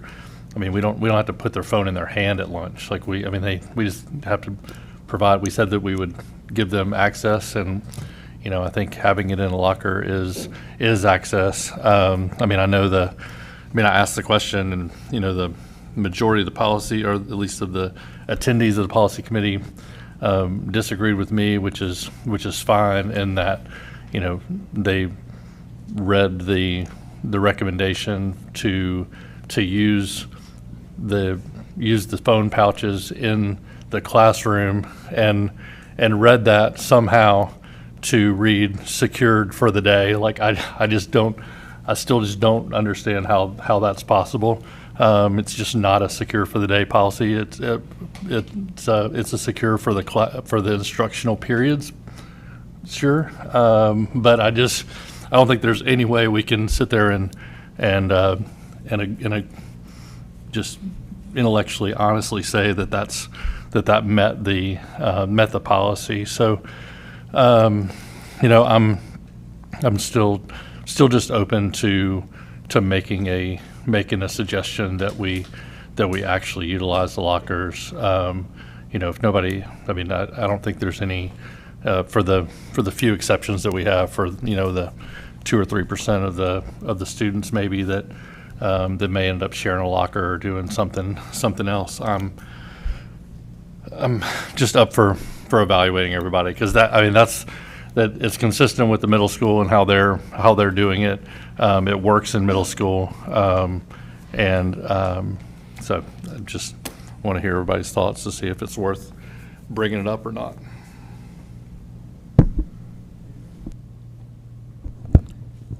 Yeah, am I to understand that this was decided at the policy meeting? Are we going to be voting on anything on this, or what? Can you bring me up to date? I'm sorry I couldn't make it to the policy meeting. It was discussed at the policy committee meeting, but there was no proposal made for a policy change. Is that fair? Is that accurate? And again, my recollection of it was that there was not consensus to change the policy fundamentally from where we have it now, which is the lunch access. But there was a recognition that, away for the day, secure storage isn't technically happening because kids are going to get them out of the pouch at end of class. They're going to walk with it to the next class, and they're going to put it back in another pouch. Oh. But so there's the transition period access, there's the lunch access, and certainly some people don't, have the view that there shouldn't be access at all, start to finish, bell to bell, right? So we know that. We've had that discussion. We had that discussion, several months ago when we voted on the policy. So it's a question of, do we revisit and kind of fundamentally change where we were back in, I think, November when we voted on this, or not? And in fairness, there's the policy as it's written, it's probably not doing what the exact words of the policy are. So do we change the policy to reflect what we're actually doing, or do we change what we're doing fundamentally in terms of how we provide access to the phones? Well, the way I understand it, from the first time we spoke about it, I think this board was pretty close to saying bell to bell.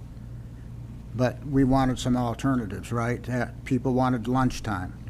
So Right, that's right. what we agreed on was, okay, let them have their phone at lunchtime. In the meantime, we're going to go back and we're going to do surveys and we're going to figure out what to do with these phones. Right. Now, all of a sudden, it seems like the survey came out and that's the way it is. Well, the survey came back, and and the recommendation as a result of the survey, for recommendation of the team, of the staff, was using the pouches in every classroom for storage during instructional time. That was the recommendation. I know, I read the whole thing, but I'm going to tell you right now, if you want to give your teachers a break, lock those phones up when they come into school in a Faraday pouch in a common area, and let the kids go up there and get it out for lunch. I know there might be a long line, or they may not be able to get it at that minute or that time, but there's always an emergency, it can be taken care of. But that's what this board asked for, is where are we going to put these and secure them? Yeah, Every day, it's aggravating. We talk about teachers all the time, and all they do is run around and police people. Now, how many kids walk in that classroom, and if they do put the phone in the pouch, leave it on just for an annoyance? And the teacher's got to take care of that. Or somebody's got it on them. Come on, please, stop. Let's stop the conversation. Come on, put it away. Give the teachers a break. They don't need to be policing phones all day. They're already doing dress codes and everything else. Put the things away. Give these kids a break. That's what it was all about. That's what all the data shows. And so when we talked about that, the question became, at least I think for some of us, as a practical matter, if you're going to have that, if you're going to do that, you have to have a place in the school, a physical location where 2,000, in a high school where 2,000 phones can be stored. The minute they walk into the building and accessed at lunch, put back in after lunch, accessed again at the end of school. So it's a practicality question of how would you actually do that, and can a system like that actually be implemented between now and the beginning of the next school year? That's another question. I mean, all those are fair points and fair questions, but it becomes a practical consideration.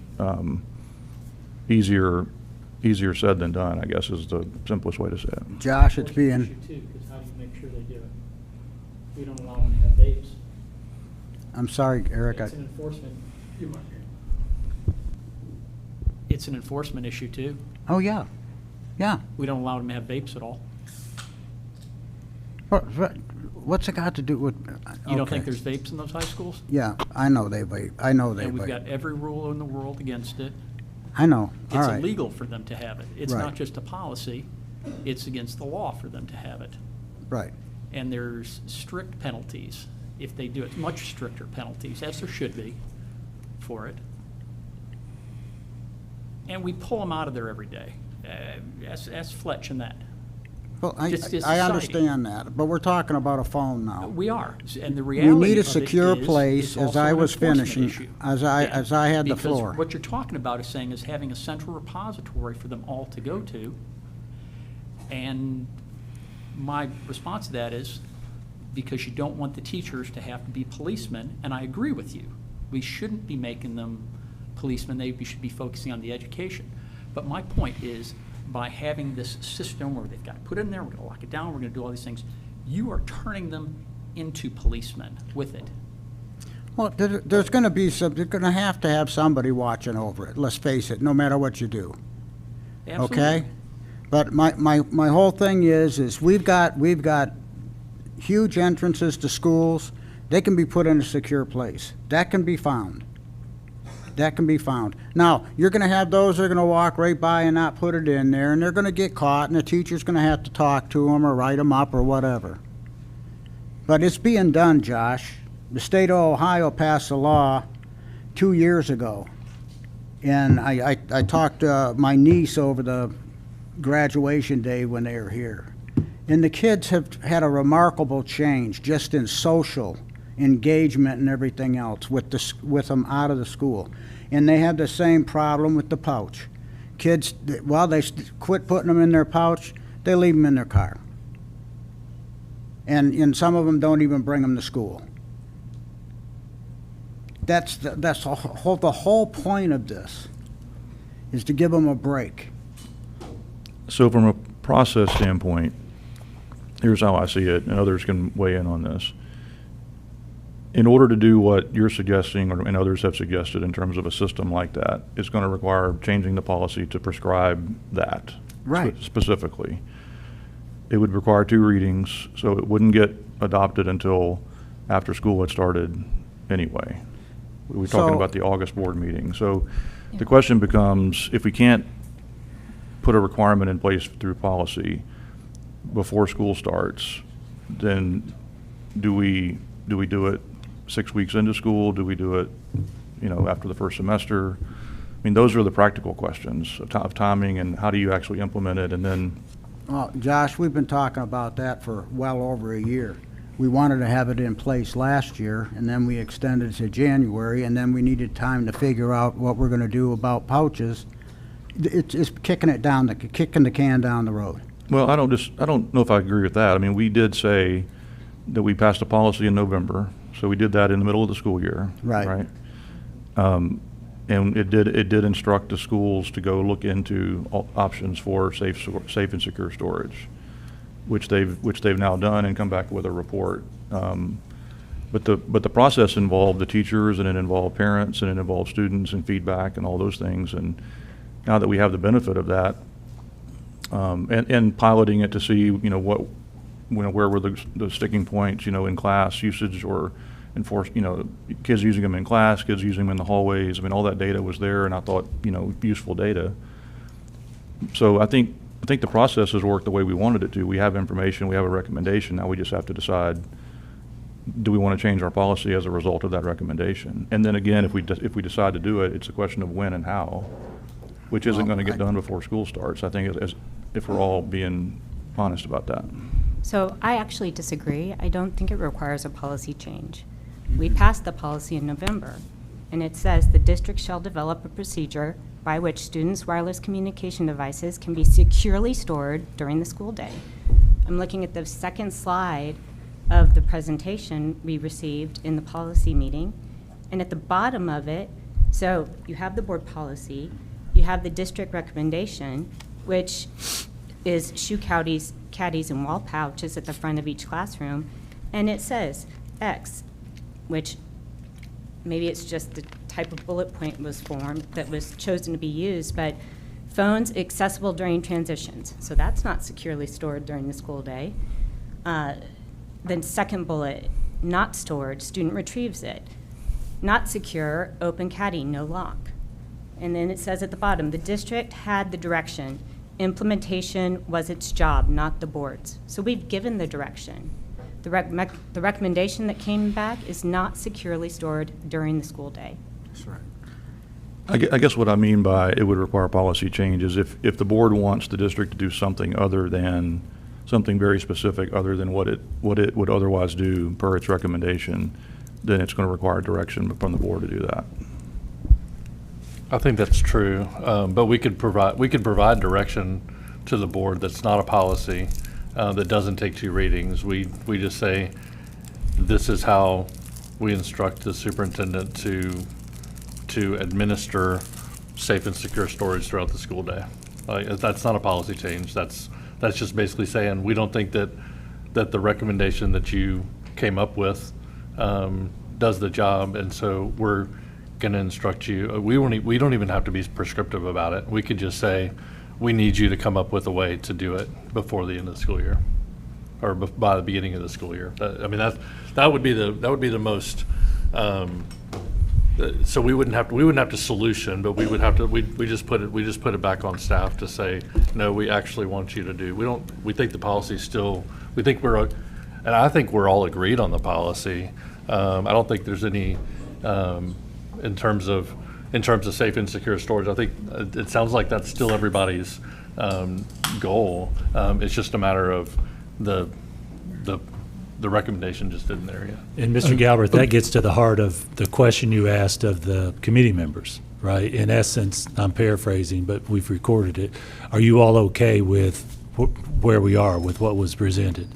And that's when you polled folks. And from my perspective, and I'm thinking back to what led to this policy. And this is my impression, and individuals may have a disagreement with this. My impression is the fundamental disagreement among board members when this policy came up last fall was, should students have access during lunch or not? Should it be complete, or should they have access during lunch? Then on the floor, when this policy was brought, the discussion added secured during the day. And so we went through the process as a leadership team to try to figure out how could we best do that. And Dr. Webb, you may think I'm overstating what I'm about to say. We landed with, we could not identify a way to fully secure and still give access to lunch that was practical and doable. Therefore, we recommended what our work identified as the best of those choices. And then that was the question that you asked the policy committee, when the majority of those there said we're fine with it. I want to mention one other piece that I spoke to at the policy committee. So much of this is about enforcement, You saw our numbers, and those numbers might not be perfect for every event at every school over the course of a window of time. And I know Dr. Rees and I actually had this specific conversation about if you're looking at a window of time, it's just that window of time, right? But we had, if I'm not mistaken, somewhere around 6.5% to 7% of students who were caught more than once with a violation in that window of time at those schools that we were experimenting with. And I think maybe 20%, well, let's call it 13, right? 20 minus that 6 or 7 who were caught once. And to the discussion that Mr. Welch and Mr. Cash had, it's gonna take focus on those students who are breaking the rules. And those have to be our focus points. Dr. Webb, did I describe that well based on your understanding, at least the factual part of the work you all did? It's a good summary, yes, sir. So I'm going to say it one more time.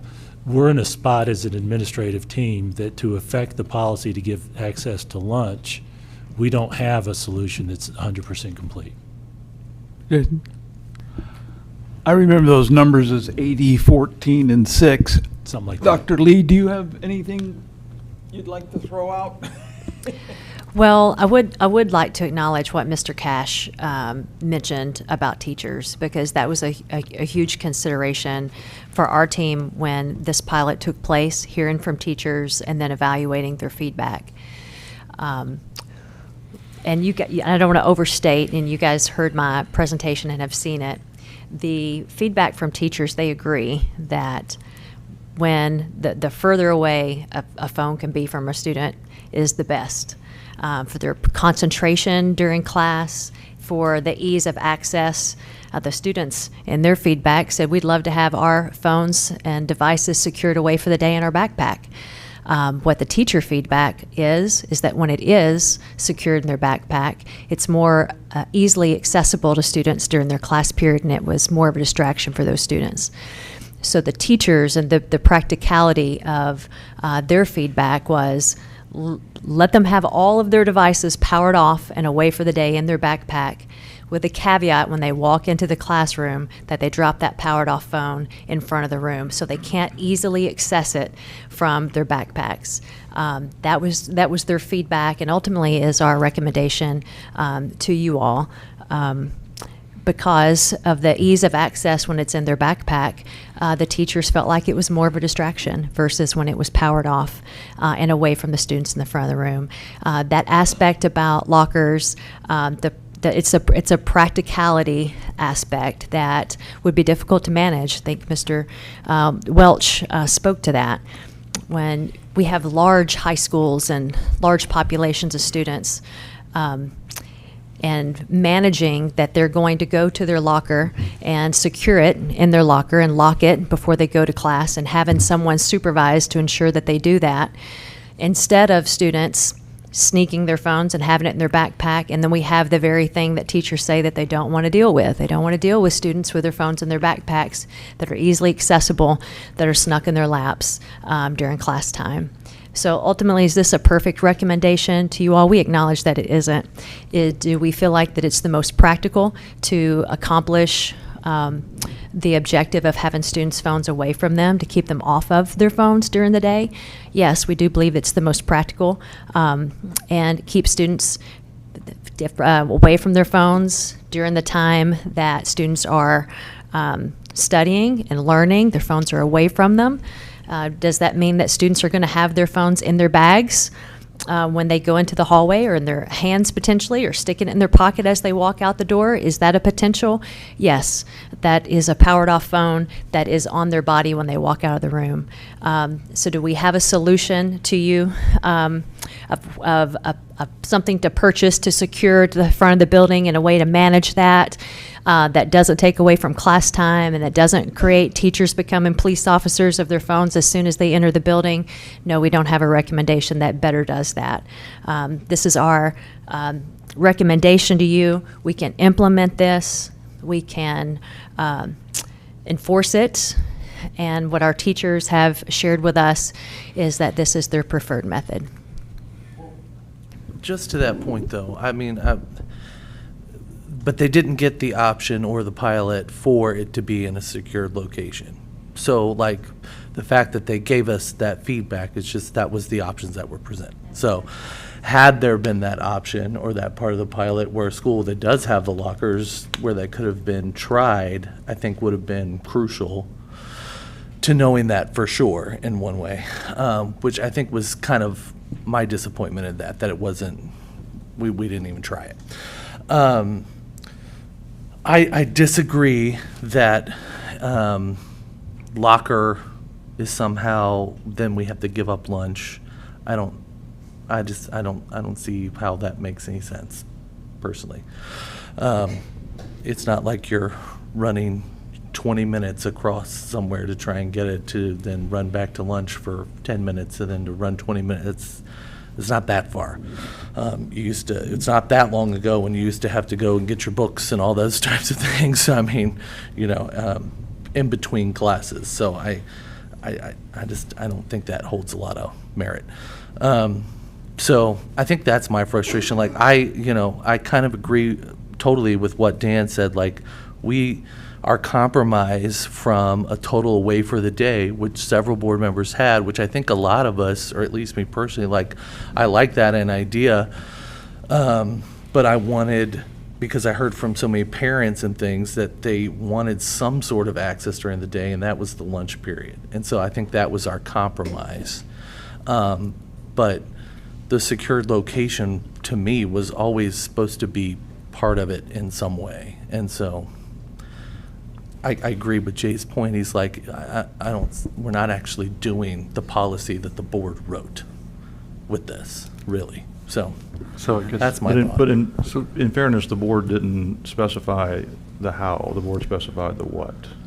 Well, because we were told we can't get, we're encouraged not to get into all the details of that kind of stuff. So we were like, all right, well, we'll give direction, but we won't want to tell you exactly what to do. Well, I mean, if you think back to the conversation at the board meeting where the policy was amended, it was because there wasn't consensus for bell to bell. And so we had to land in a place that could get consensus, right? That's not true. I carved out lunch. I made an amendment and carved out lunch. So, and then we had a long discussion about that. So well, okay, you're right. Initially, the policy that came before us was bell to bell. Was bell to bell. You're correct. Yeah. And then I made an amendment that carved out lunch. Correct.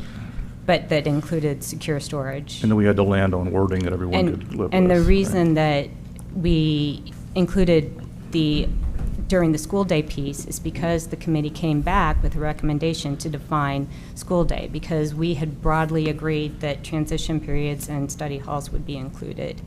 And it was just lunch that was going to be carved out. But anyway, I think we're at a stalemate if we're just being practical about it. I don't know that there's much that can be done other than either saying, I think, Jason, we had talked about, is there a potential for a couple of high schools to pilot the lockers next year? That's a step in the right direction for those high schools that have enough lockers. I think that it's pretty clear that, as Jay mentioned, the middle school data shows us that lockers can work. And I think we all acknowledge that really the only way to fully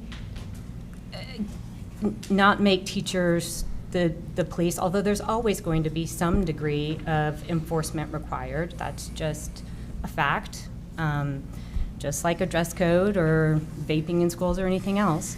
But I think we all agree that ultimately away for the day is what takes the most, removes the teachers from the equation the most, right? If the kids aren't having the phones on them anywhere in their hands, that it's just away the entire day. That's not where we landed this time around. So even though I'm not happy with this recommendation, and I agree with Tony, like true secure storage was not piloted because even the Faraday pouches were on their bodies. We don't have a lot of options unless we want to make a motion to amend the policy, which I don't really see the point in doing at this point in time.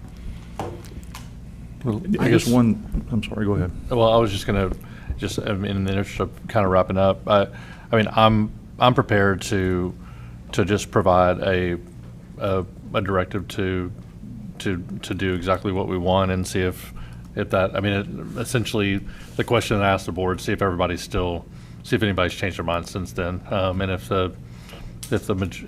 we can't get 7 votes, then it stays as it is. And if we can, then, the district staff has to go back to the drawing boards and come back with whether we're prescriptive about it or we leave it open. They've got to come back with something that better does what the current policy says. So that's where I am, and I'll bring it up. We just need a second and 7 votes or not. So Help me understand, Bobby, or anyone else. That effectively is putting another voting item on the agenda that hasn't been noticed publicly because the agenda's already been published. That is correct. And because it's not on the agenda at this point, unless the two of you agree to put it on there, which is basically suspending your rules, then you can. The problem is that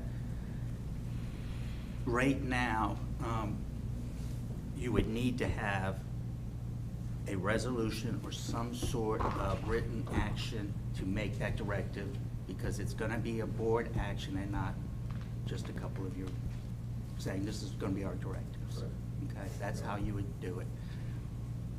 I recommend against doing it at the next meeting because it's not on your agenda.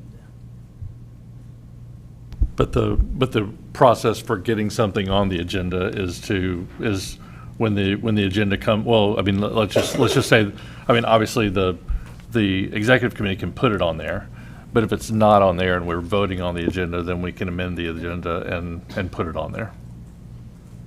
Yes, technically. Okay.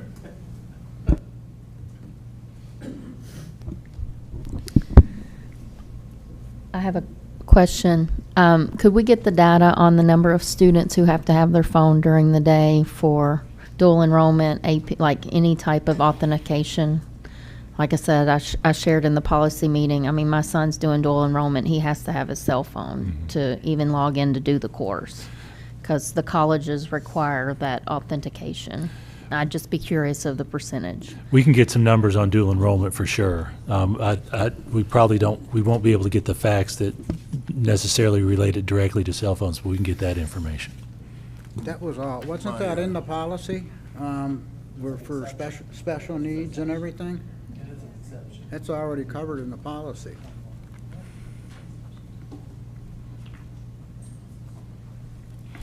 Okay, anything else on that?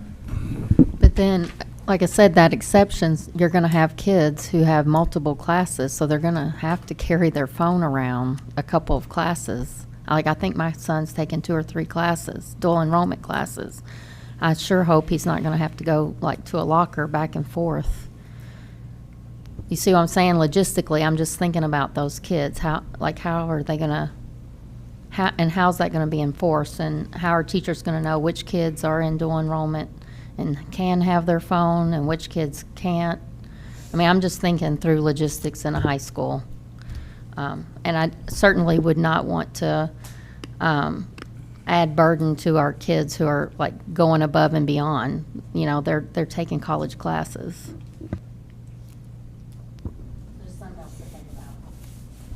You mentioned earlier, Jason, the numbers, I think I heard you say this, the numbers of students who, current high school students who use lockers, or either a number or a percentage. Did you say that, or did I dream that? I did. I gave a range. That was one of the questions Dr. Webb asked of the administrators, of the principals, as a result of the conversation we had at the policy committee. So what is that number roughly of current high school students who have a locker assigned to them and use it? Thank you for that, Mr. Brown. So I can give you some school-specific data. So at Fairview High School, as an example, every student is issued a locker, but there's approximately 25% of those students at Fairview High School who utilize them. Same at Brentwood High, every student's issued a locker. They estimate about 15% of those students utilize them. At Ravenwood High School, they estimate about 18% of their students are utilizing those based on the number of lockers that were checked out this past school year. At Page High School, they have only about 50 of the new lockers that actually have locks, but the students, only about 15% of the students are actually checking out lockers and requesting lockers. So they estimate about 17% of those students they would need to have locks installed, or ask students to bring padlocks, as an example, if we were to utilize those. At Franklin High School, approximately 15% utilize lockers.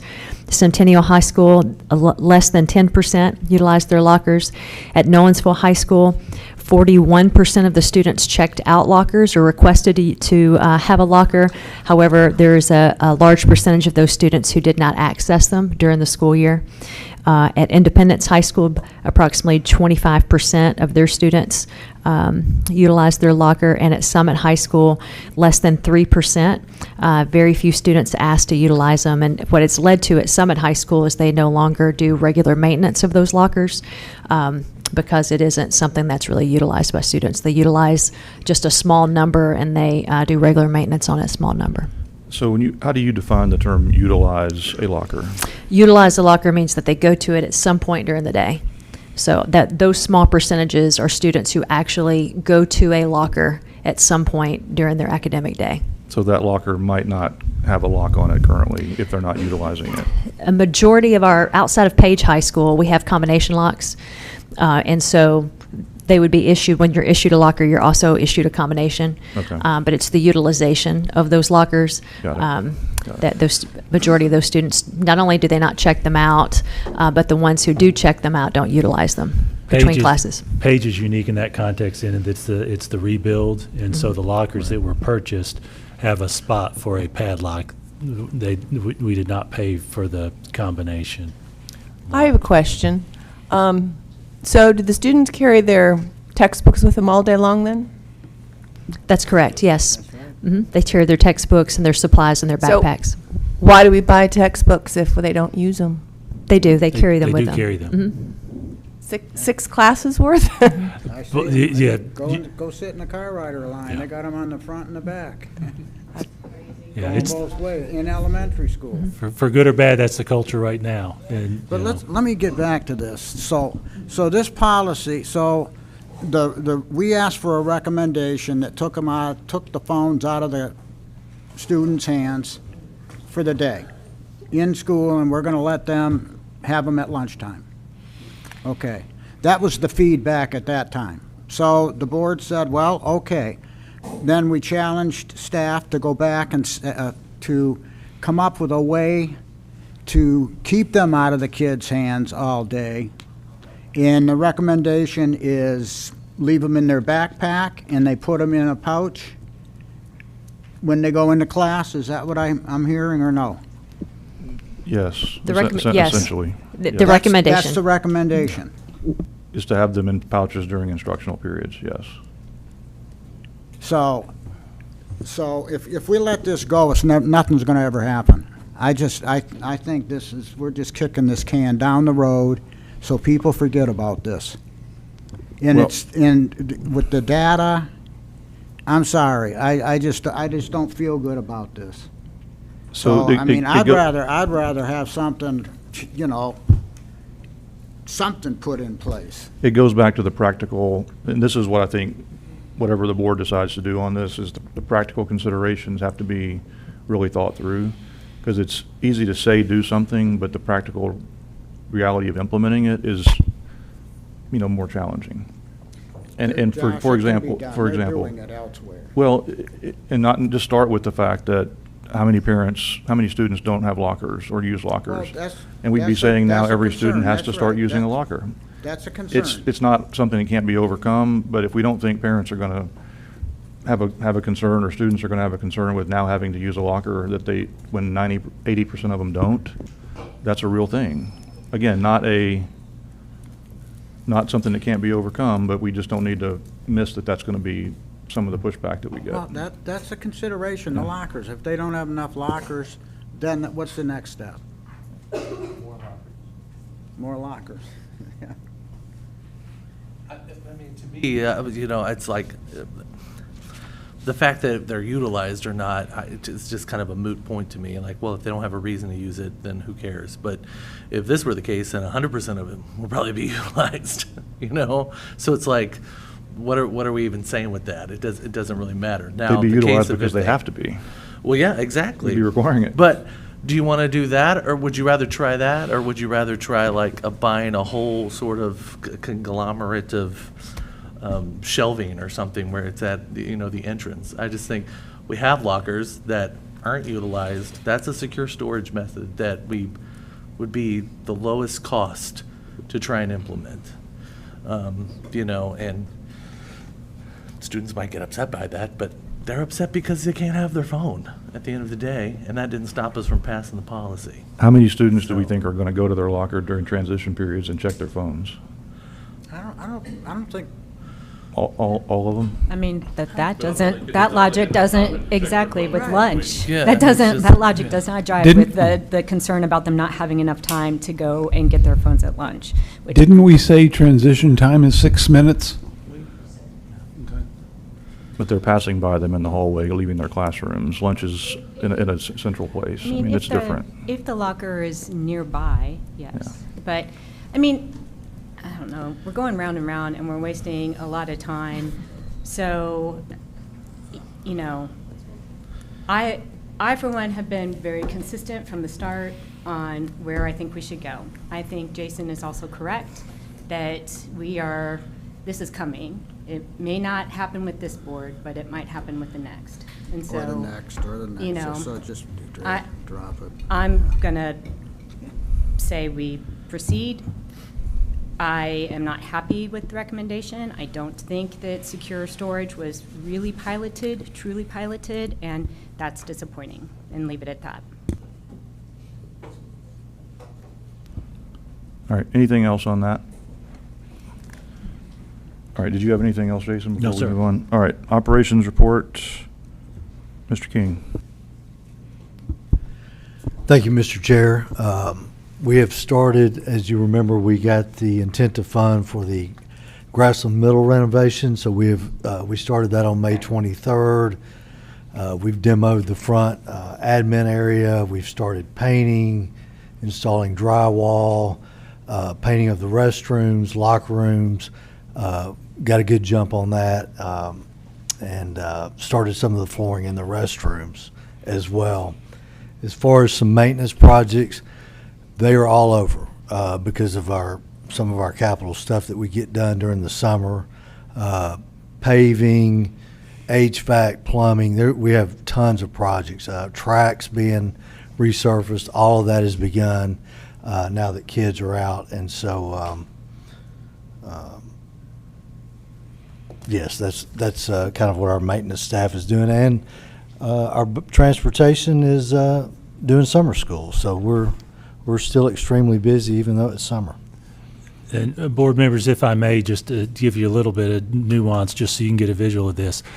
The capital that was voted on last year is being spent now in the summer on those projects.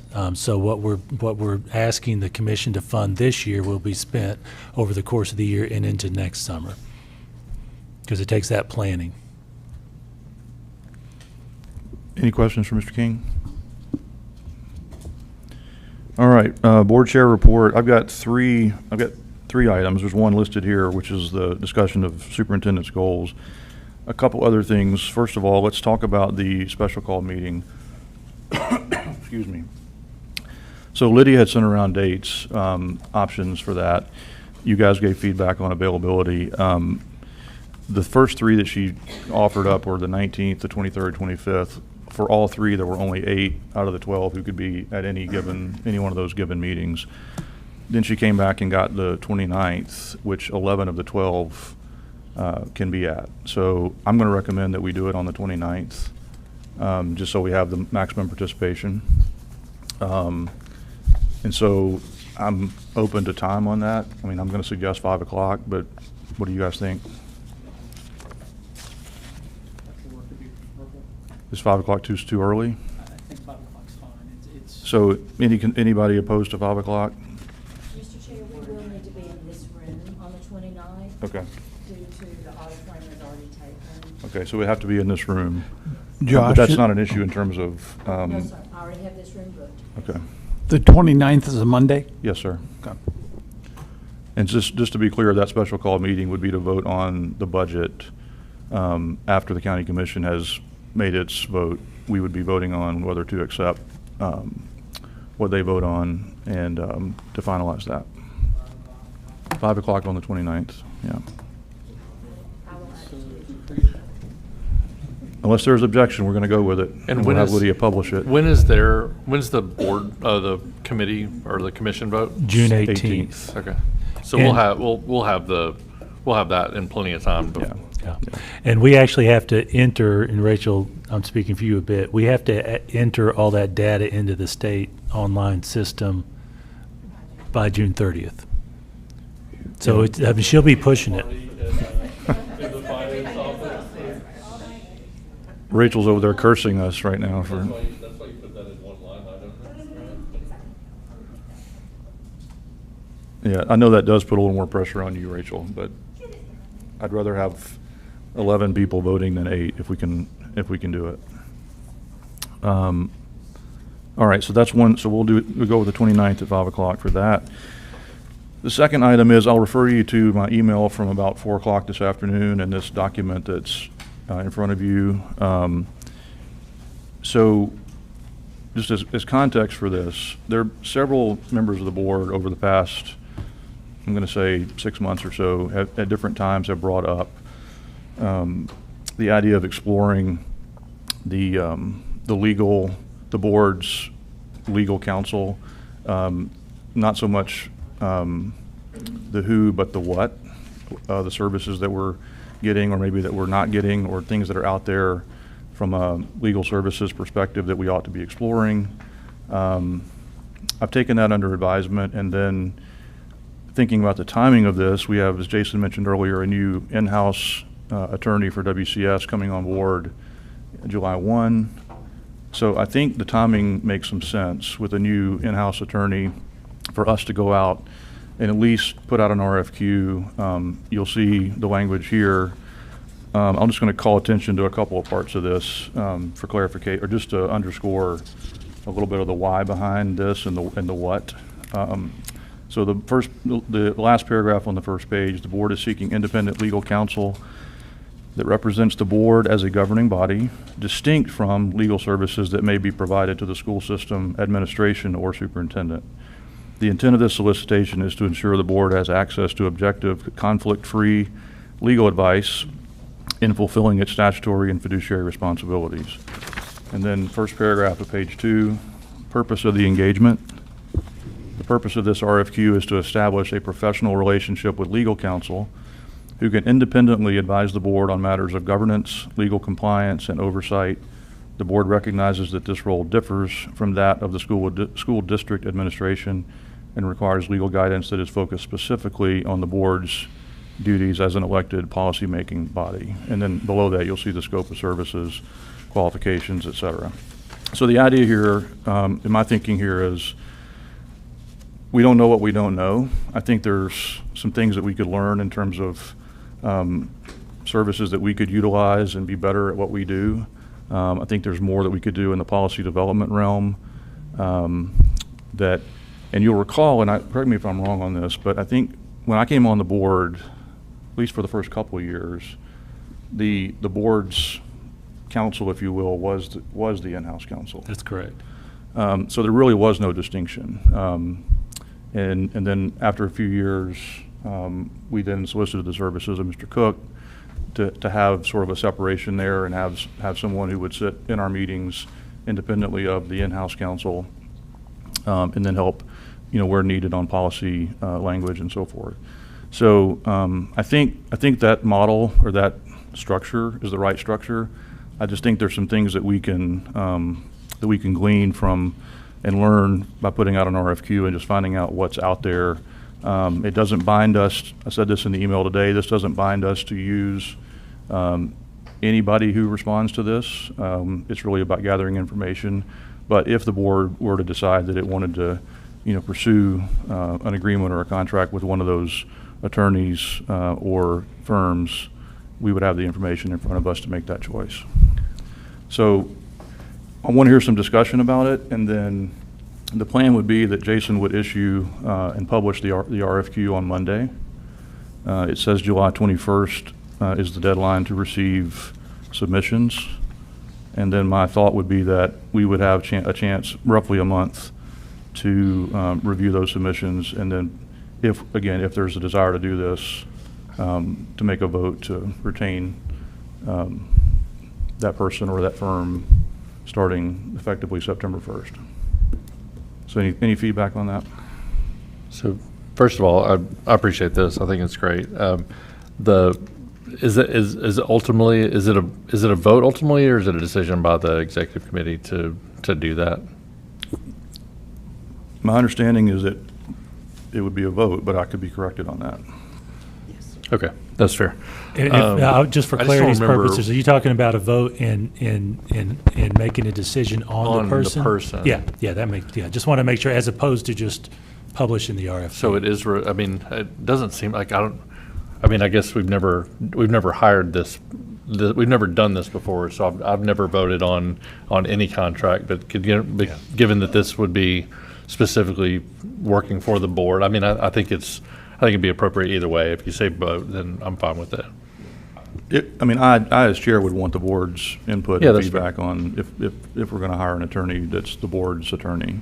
Yeah, that's right. If we're going to make a change. That's fine. Yeah. And Jason, I know we had talked about, like, as far as segregation of duties, but are you thinking, and I didn't exactly see it in here, but are you thinking that, like we talked about, the in-house counsel would actually do the policies and this person would kind of oversee them, kind of like a partner and a staff type of relationship, where they're going to be at the policy meetings and kind of we'll basically be able to ask questions of both, but they're actually going to advise us as a board, and the other one, the staff is going to be kind of working with the staff on actually drafting policies per se. I see them as peers in this. Ultimately, if you all hire this, then the recommendations related to actually selecting a board policy and the language would need to come from the board's attorney. But the in-house attorney would still be making recommendations as well, because some of the policies actually come from administration. And the board's attorney would evaluate those recommendations and have the capacity to give you all advice on the wisdom of saying yes to those. Peers is fine. I think that's fine. They're both going to be involved essentially, Yeah. but the board attorney is not going to be doing the day-to-day drafting of the policy per se. There may be some occasionally. For example, when a specific board member says, I want to work on this, I think that probably is a discussion they'll need to have, who prepares it first. But ultimately, one way or the other, my opinion is that the board's attorney would need to look at each policy to make sure they're comfortable advising the board on their votes. Sounds good. I have a question. Is it expected, if the board gets its own dedicated attorney, legal advisor, and they're going to work with the district's attorney, would they also work with Lisa Carstens on strategy for court, or the other attorneys that we contract on a case-by-case basis? How much coordination will there be? So this is among my the vision legal of it. people? This is my vision of it. General counsel, who is the in-house counsel, is the liaison who coordinates outside litigators. And so that in-house counsel would be the one who would manage those relationships. If the board ever had any need or conversations with the questions of the outside attorney, those two could speak. Now, I will tell you, that's my vision of it. I think those are some reasonable questions to ask the attorney who would be taking that responsibility to represent the board as an entity as opposed to the institution. You know, one thing I've thought of in this, sorry, Grayson, I'll come right back to you. One thing I've thought about in this is that, you know, it wouldn't necessarily have to be a situation where every single thing that was on the agenda or that was being discussed was something that the board attorney had to weigh in on. But they could, at the request of a board member, at the request of the full board. But it wouldn't necessarily have to be a thing where they're going to be involved in things that currently they're not, right? I mean, it doesn't have to be all or nothing. I think it's still more of a as needed, on call, attending the meetings, but being available at the request of the board for policy development. And to your point, if there's something the board has to take action on from a legal standpoint, in response to lawsuits or other things, working with the litigation attorney to kind of give advice and recommendations on that.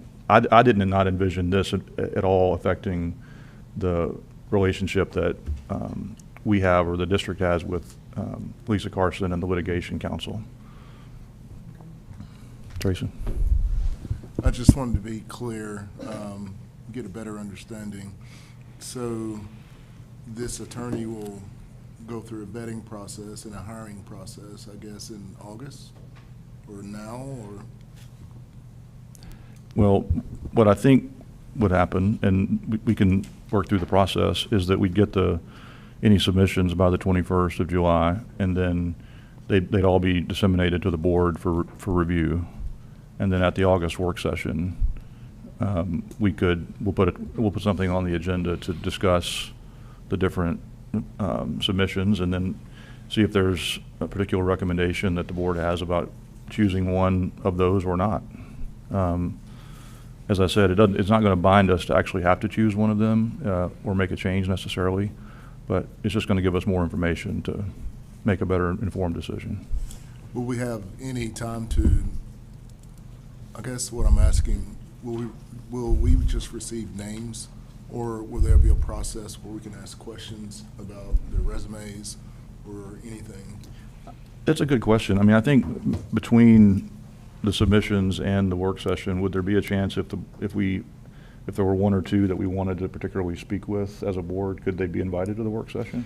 I think legally it could happen. That's correct. And obviously, if you're not going to deliberate, if you're just asking questions and receiving information back, then we don't have to advertise it. However, I would advertise it mainly because once you cross that line. For sure, yeah. Yeah, I just want to thank you for bringing up this opportunity. And I call it a split legal counsel model, and I think it's a great idea. And it just gives us independent legal oversight, just like it was described. And I think the handout that you gave describes it very well, why we should do it. So I'm in favor of that, so thank you. Well, I have a question, I guess. So I didn't see the email. I just popped in into the 422.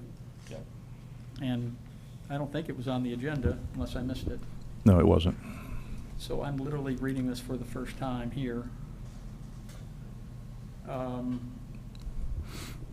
Feeling a bit blindsided, to be honest, about this. We're talking about structurally changing the legal. And perhaps it's a good idea, perhaps it's not, but it doesn't really answer a lot of things. Even here, I don't think, obviously, we don't have an understanding about what's the role, since we're all asking that question right now. Who would handle this and who would handle that, and how would they work? And we'll figure that out as we go a little bit. Who would write the policies? Our superintendent doesn't know. Perhaps that would change. Is this a full-time employee?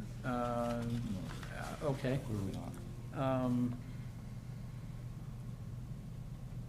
But we're going to put an RFP out for it on Monday, potentially? That's my recommendation.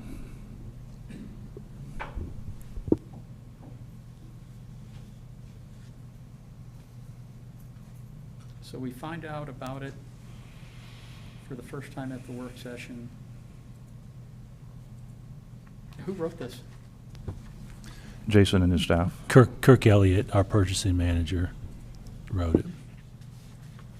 Would have been nice to have gotten it ahead of time.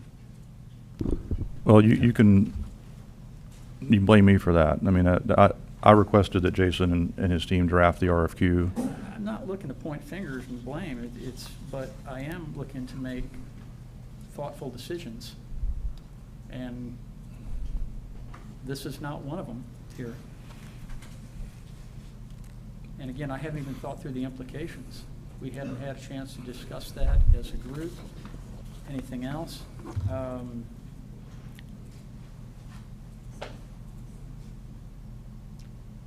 I'm really not seeing the need for it either, but again, I'm open to it. The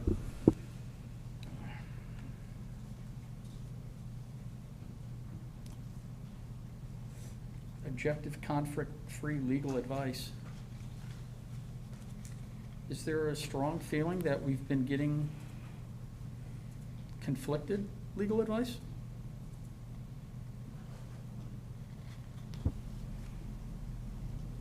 Is that a rhetorical question, Yeah. or? I mean, is there?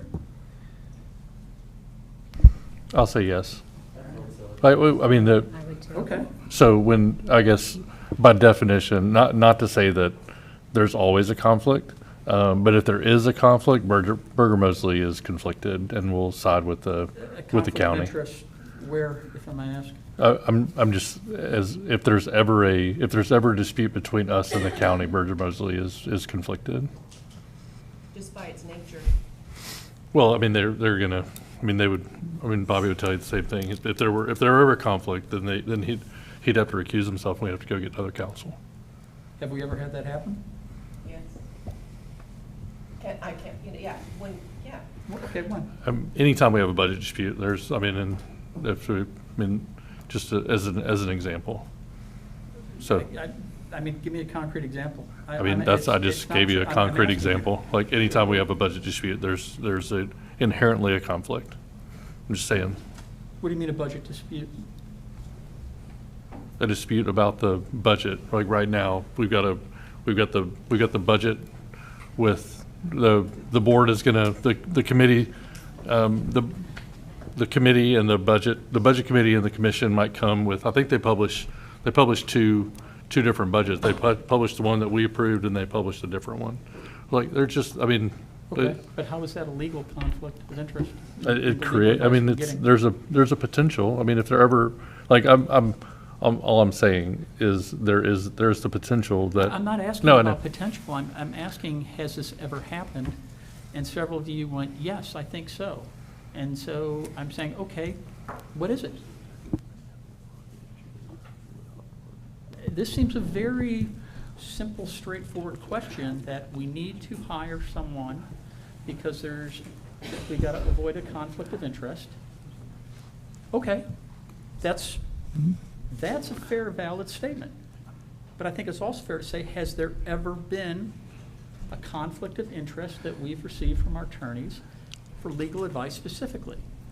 And several of you went, Yes. absolutely. I raised this So, 2 okay, years ago. What is it? I said this board should have a role in the legal strategy that is used in our name, Dennis, 2 years ago, you had zero experience. okay? I still want a second opinion. A doctor, you want a second opinion, okay? Yes, that's I different have from a gotten conflict of interest, conflicting though. information from the in-house counsel who is no longer here. You've gotten conflicting Yes, information that's all I'm going to from say. the in-house counsel and who? That's all I'm going to say. Eric, can I ask you a question? Sure, please. Is your issue with the structure that this proposes or with going out for an RFQ at all? I have multiple issues with it. One is being surprised at a work session being asked to vote on something on Monday to. You're not vote being to asked. change You're not being the- asked to vote on it. Well, we're gonna. It's the issuance of the RFQ is an executive committee decision. It doesn't require a board vote. The retaining of any council would require a board vote, or should require a board vote. All we're doing here is issuing an RFQ to ask for firms and/or attorneys to submit qualifications, and so that we can gain information about what services are out there, what models are out there that other districts may be using that we could consider. But the last paragraph of my email today, which admittedly was at 4:22, says this process does not bind us necessarily to making any decision to change our current situation. It gives us the ability to have information that we don't currently have. Yeah, I'm not going to downplay it like that. We're going to put together an RFP. We're going to start accepting resumes. We're going to review them, everything else. And we can't really define what the position is or what the problem we're trying to solve is very clearly. Does anyone think that this is a responsible way to conduct the board's business? What we're doing right now? Absolutely. It's in accordance with procedure, 100%. If you don't like it, At 4:20, vote against it, to or get you're not going to something vote. at 4:20 and being asked to move forward with it immediately and not have any discussion as a group about it prior to it, not have the ability to think ahead of time? We're having it now. Dennis, there is nothing like that we've, well, I shouldn't say that. We've gotten a lot of surprises lately, and they've blown up in our faces. From ignoring teacher recommendations to textbooks and everything else.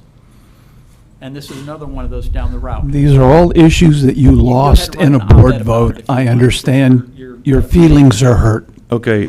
Let's move on. Okay, we're not going to have the discussion go like this, okay? We can have a civil conversation, or we can just move on. So I'm going to ask you again, is your problem, do you have a problem with the structure of what's being proposed here in terms of us having a board attorney separate from the district's in-house attorney? I haven't had an opportunity to wrap my mind. I haven't had an opportunity to wrap my mind around that yet. But you know what our current structure is? We have a board attorney sitting to your left who is separate from the in-house district attorney, full-time attorney, I understand that. who we pay on a hourly or retainer basis to be at our meetings and to do various services for us. I understand that. So the structure fundamentally with this would not be any different. So we're getting a third one in. No. So we're replacing burger cards mostly. If the board were to choose, Okay, good. it could be, but it might not. Again, my point in caveating all this was, this is going to give us information we don't currently have. The decision would be made in August. Have these conversations and the issue and why. This is not the way we normally conduct business. This is again sort of flying by the seat of the pants here. Can we go around and just get some consensus on this approach, this idea, the language of the RFQ, just so that I have a sense as board chair and Jason does as to where the board stands on doing something like this? Sure. I would like to see more, so I would like to move forward with it. I'd like to move forward with it. Proceed. Proceed. Same. Proceed. Proceed. Love the idea. Feels like I don't get the legal advice I want, so we're going to try and find someone who does, is what it feels like to me. But I've said my piece. Okay, so based on the feedback, and again, I initiated this, so I will take the responsibility for seeing it through. But the RFQ as written will be published on Monday, and we will have the submissions and the information available to us no later than July 21st. All right, then the last thing on the board chair report is discussion of superintendent's goals. I'm going to refer you to another one of the handouts that Lydia provided us, which is 2 pages, front and back. And one of these is a memo, I guess all of it really is, a memo from Jason with some discussion topics as we get started with at least an initial discussion of 26, 27 goals for him. And as we talked about at the last meeting, the idea behind this is to get started with this process much earlier than we have in the past and give Jason and his team the benefit of the full school year to actually implement the goals. So, Jason, I'm just going to turn it over to you to walk through the ones that you've outlined and maybe the rationale for those. And then I know that there's at least a couple others on the board who have, via email or verbally, have brought up other ideas that they want to put on the table for discussion. Thank you, Mr. Chair. And at your request, I did prepare this, and just to kind of double down on what you spoke to, I view this as a prompt for us to have a discussion, so that come August, in about 2 months, we've got something that's put together firmly. Also, I like the idea of the SMART goals, which one or two of you all mentioned. This does not have all that specificity of specificity, measurability, achievable, relevant, and time-based. But if you all like these concepts, we'll work on some specifics, to put them in the SMART goal category. Many of you have mentioned, number one, the possibility of having a data dashboard for board member access. So I've introduced that topic for you. I will tell you that our leadership team has had some discussions, and the specificity of that goal is going to be very important to us so that we get a grasp of what we're looking for, because there's such a variation in opportunities for data dashboards that it has the potential to have a cost with it, has the potential to need personnel, et cetera. So come August, I really want to have a firm grasp of what you all are looking for. And many of you mentioned that as well. At least a couple of you who spoke to this mentioned that we need to have a discussion about what specific content areas do you want to see in that. As an example, we do have some finance information out there already, and so I'll probably ask you all to do a little bit of homework yourself to see what we have currently to help inform you of what you might be looking for if you do want to do a data dashboard. Salary study implementation, we spoke to that already, and I'll tell you, regardless of whether you set some goals related to this, that's something we're going to work on. I do encourage you to set some goals so that we can all be on the same page related to that. Innovative delivery models. This is a follow-up to what we worked on, and many of you shared in my evaluation that you wanted to firm that up and get more specific. And I'll acknowledge that even last year we could have done a more complete job, and so I want to honor that, especially with some of those thoughts. The fourth one that is there is student achievement and growth measures. You have heard over the years our struggle with the timing of state information related to student performance. So much of it is in arrears. I've identified, to start a discussion, two data points that we know we'll have based on our current timing of my evaluation. Some of those others come in September or October, 3, 4, 5 months after the evaluation. So I've included those two as a conversation starter. It includes our screener, Ames Web. Many of you know some details related to that. That's the screeners that we use, especially at the youngest grades. K-5 actually uses Ames Web. Middle school uses a different screener. I will say, statistically speaking, we have a much larger percentage of students who are hitting Tier 3 or Tier 2 at those youngest grades. So it's a measure by which it's a measure we use to identify students who are developing the skills so that they can receive grade level instruction. It's a key metric, especially at those youngest grades. And then second, third grade quick scores. We do get those now because of the third grade retention law, and we expect that we'll get those within that window of time that this that the evaluation structure is there. Now, I will say those quick scores are actually embargoed, so we may be able to share them with you, but we probably couldn't share them with the public.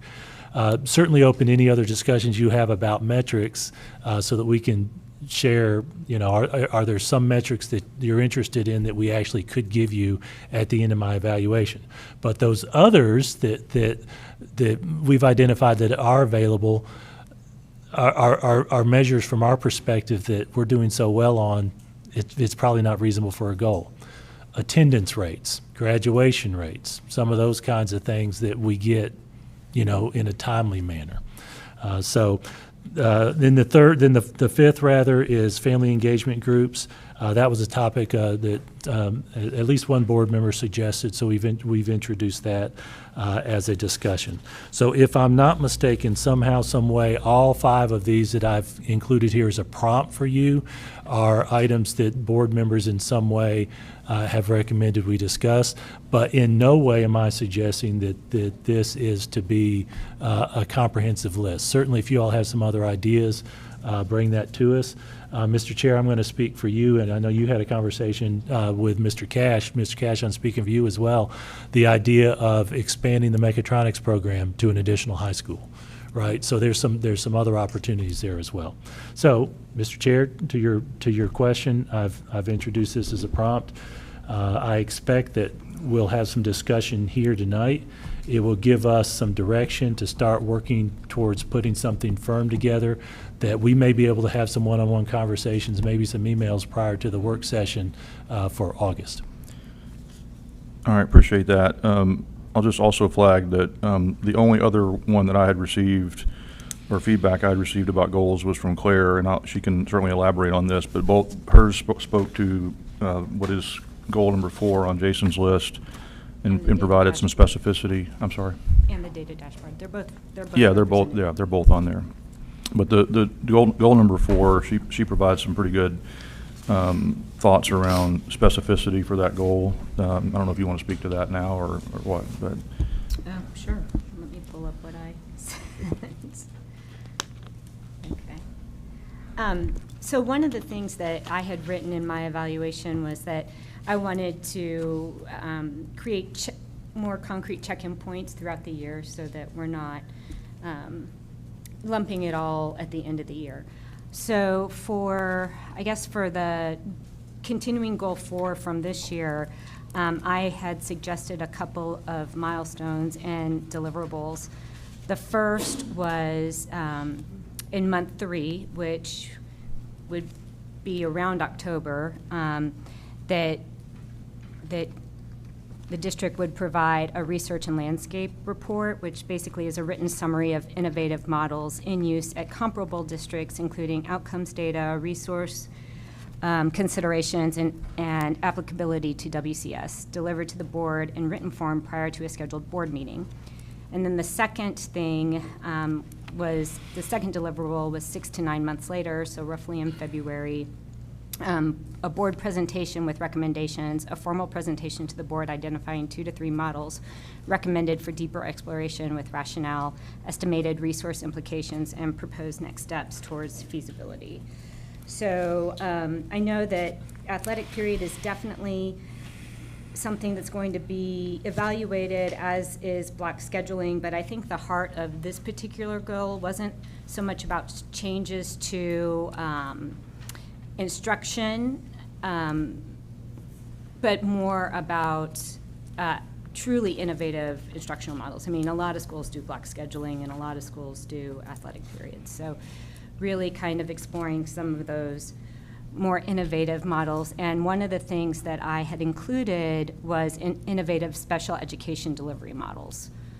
Because I know that special education has been a focus this year, and it's with conversations with Dr. Allen, it's going to be a continued focus next year, and so that was my thought on goal 4. And could I talk about the data dashboard, or? Okay, so I think there's probably, Margie had proposed a data dashboard, and another thing that came out of my conversations with Dr. Allen is that we are going to have to replace Schoology, right? Skyward. I get them mixed up. Yeah, the student information system. Skyward, the student information system. And The state has approved a selection of student information systems, and many of them provide dashboards. So the Cadillac is Infinite Campus. It's expensive. Infinite Campus. But my point in what I wrote in my goal was that first, the superintendent and the board will collaborate to identify and prioritize the specific metrics that would be included in this dashboard, but additionally, robust board-facing reporting and dashboard capability will be established as a required criterion in the district's selection of a new student information system, ensuring long-term transparency and oversight infrastructure is built into the district's core technology. So the point being, if we're going to be having to purchase a new SIS anyway, we might as well make sure it has the features that we're looking for as a board as it relates to a data dashboard. So. All right, thank you.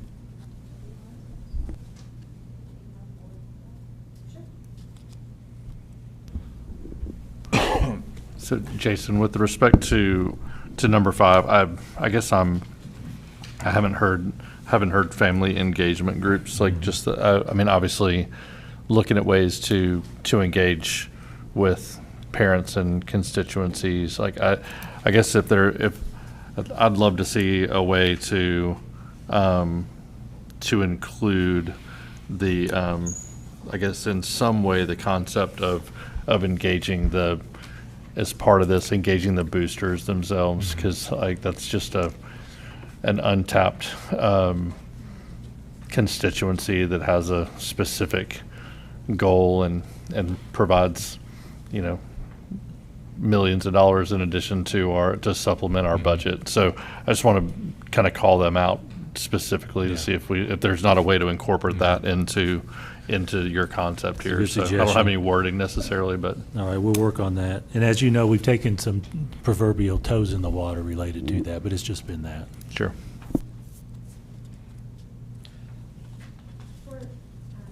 The student achievement and growth measures, why were the TCAP quick scores chosen versus the actual scores? Because we get the quick scores for 3rd grade so that we can identify who needs to go to the summer school. So the quick scores are used for that purpose? That's correct. Okay. And so they're giving those to us quicker. They're not exact. Right. But from a timeliness perspective, we do get them. We don't know exactly when we'll get everything else. It varies a little bit. And I know Dr. Allen, Kevin Deck has left.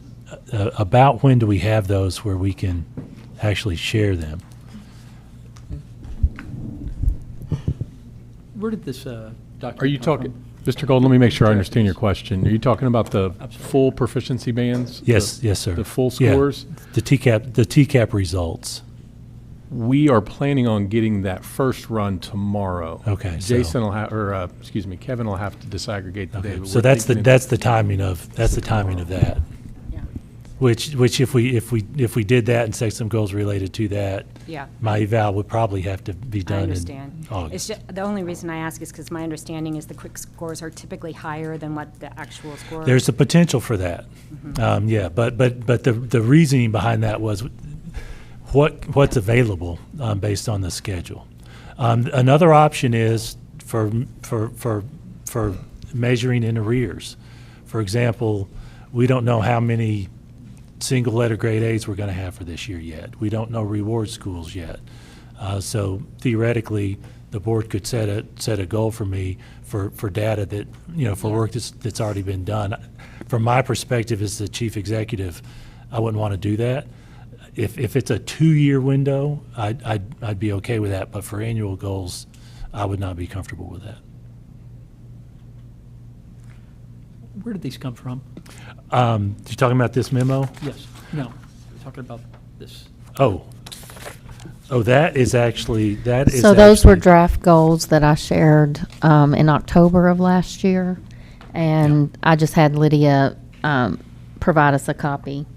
I talked about them last October because we talked about goals in August, and I was asking for some SMART goals, and then we got to September. Then we were voting on them in October, And I just talked about them at a work session. That's why you see draft all over it and it actually says 25, 26. I just wanted her to include these in the discussion that we're having. Okay, so these are yours and not the district or Jason's and, Correct. I took, what we've talked about and, like I know last year he mentioned the focus on unique learning, what was it called? Unique learning needs. Needs, yes. And also just trying to align it to the LEA plan to create some coherence around so that his goals are aligning to, and the LEA plan is what we submit to the state every year. And I don't know if it's changed since the one that you gave us back in, I think, March. Did you Yeah. have to submit another one? I'm trying to remember the submission schedule. Because I can't remember it either. Yeah, I think that's the same one. I don't think we submitted the one, but I can't remember that. I think March was the last one we submitted. I may be wrong. Yeah.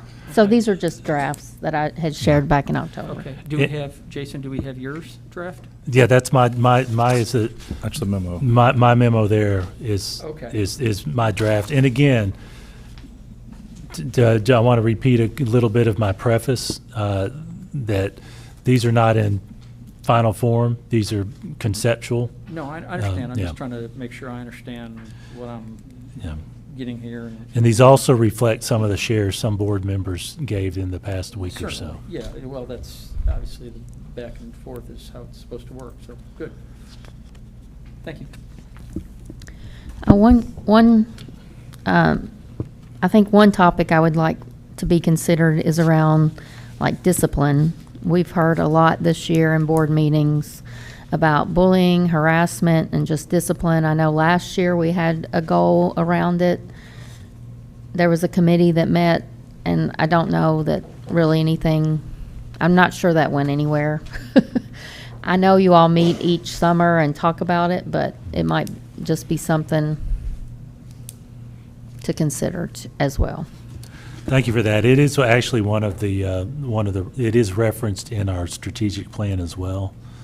So we'll have a conversation about that. I'm glad Dr. Johnson brought that up. I was going to mention that too, because I know we talked about at the end of the school year, maybe using the summertime to kind of reiterate with our staff just how consistency and is so, and just clear consequences are so important to help remediate the bullying. And so I don't know if there's a way to put that in here, because I think that is still something measurable in some sense, just the reporting, you know. Yeah, the data is measurable. Yeah. Yeah. So, one comment on number 4, on what you provided, student achievement growth measure. And that's where I was thrown off on the numbers before. Yeah, so appreciate that. So I like that we have it in there. I think we got away from that for a while. We were doing some navel gazing on our own things and taking the focus off of forest for the trees and the students. So it's in here. I would say the board, and this will not be me, but the board needs to refocus as well if this is what we want to measure. There was a time where we would get the TCAP scores and we would go through them by grade level, by sub-pops, by academic group, and we would know that we were struggling in 8th grade social studies among this sub-pop. And we would know geometry was doing exceptionally well and for whom, and we would spend hours and hours upon that. And we've shifted away from that, where we're spending hours and hours, where it seems like the highest priority is our kids pulling their phones out during the 6-minute change between classes at the expense of student achievement and not putting the first things first. So I'm glad this is on here, but it needs to be a joint goal of the board and the superintendent for him to not only make these accomplishments, but for this board to really understand what that data means and how to measure it. I mean, I give a simple thing. How many people right now, and this was a base one, can really understand the difference between academic achievement and academic growth? And that's 101. So I like it here, but if this is what we're going to move forward with, for those of you who will be here shelf, there should be a board component on this as well of being able to understand that data and giving that feedback.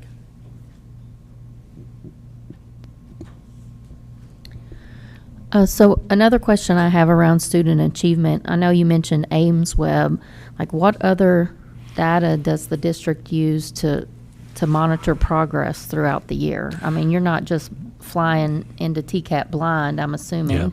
Yeah, we have. And would that data be something to put in that for, like, us as board members to see it, so that, kind of to Eric's point, we can see, okay, here's where we're projected to be? And Thank you for that. Our teachers do common formative assessments routinely, and you may remember at the elementary level we've scheduled strategically placed days during the year where teachers have some release time so that they can discuss those and adjust their pacing based on the results. The CFAs are not designed for students to for us to have results that we can report as success. We try to get those CFAs to identify where students have not yet mastered the standards so that the teachers can adjust how they instruct and adjust their pacing, and perhaps spiral back to a particular standard that's being taught. Dr. Royer, Dr. Allen, Dr. Webb, I'm just trying to visualize how we would have some data on that. I was going to say, none of that data feeds up to the district level? No, like, you all don't have a district dashboard?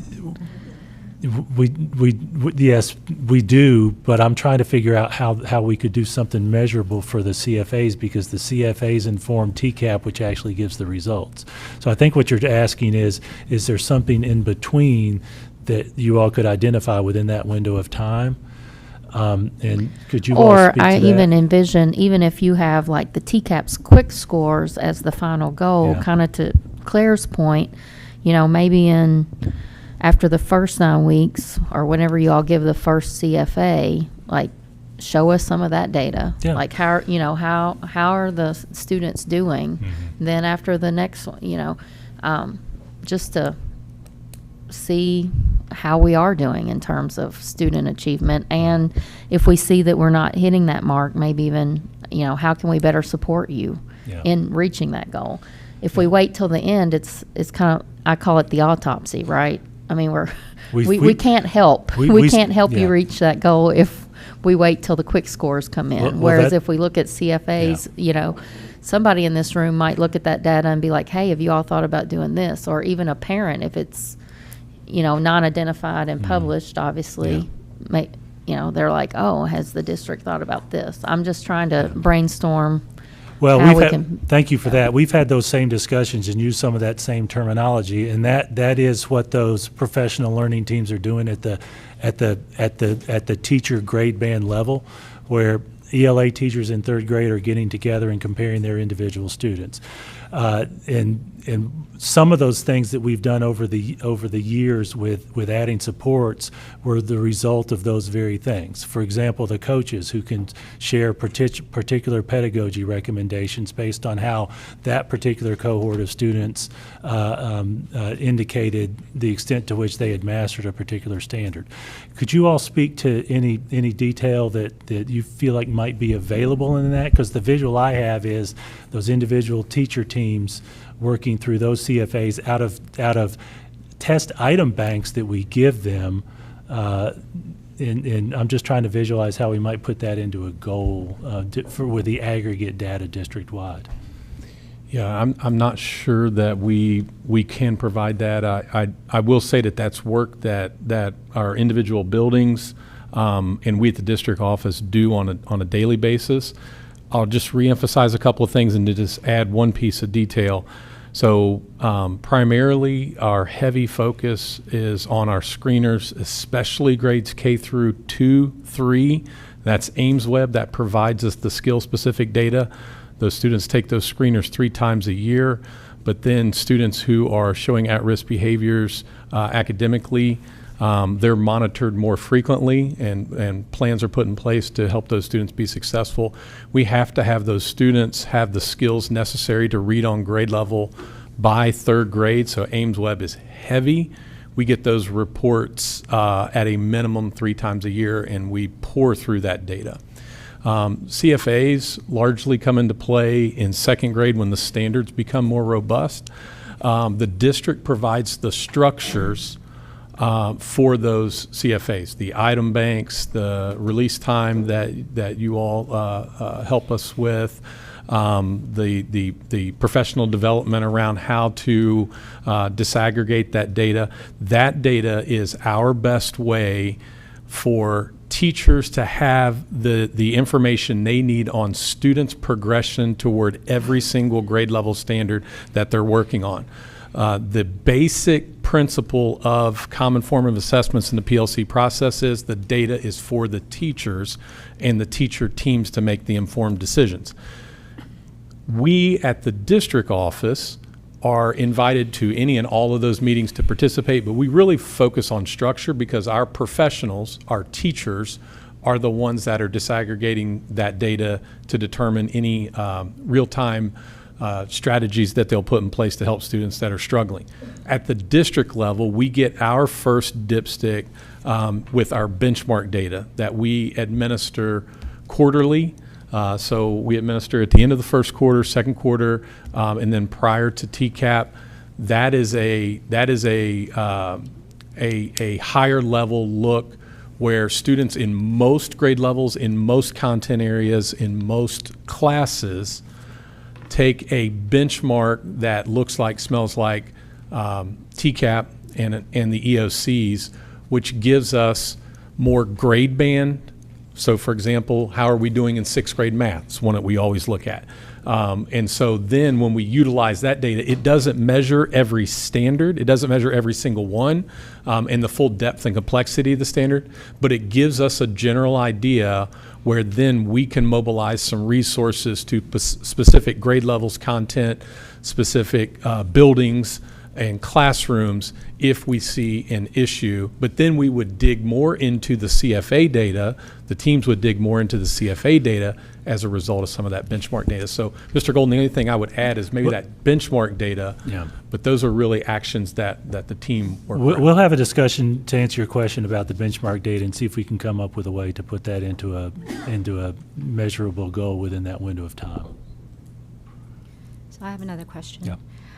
So under the innovative delivery models, the last bullet point D, expand our least restrictive environment continuum for IEP teams by creating a district-wide program center for our students whose IEP teams identify as having a need for a more restrictive environment in the general education setting. Yeah.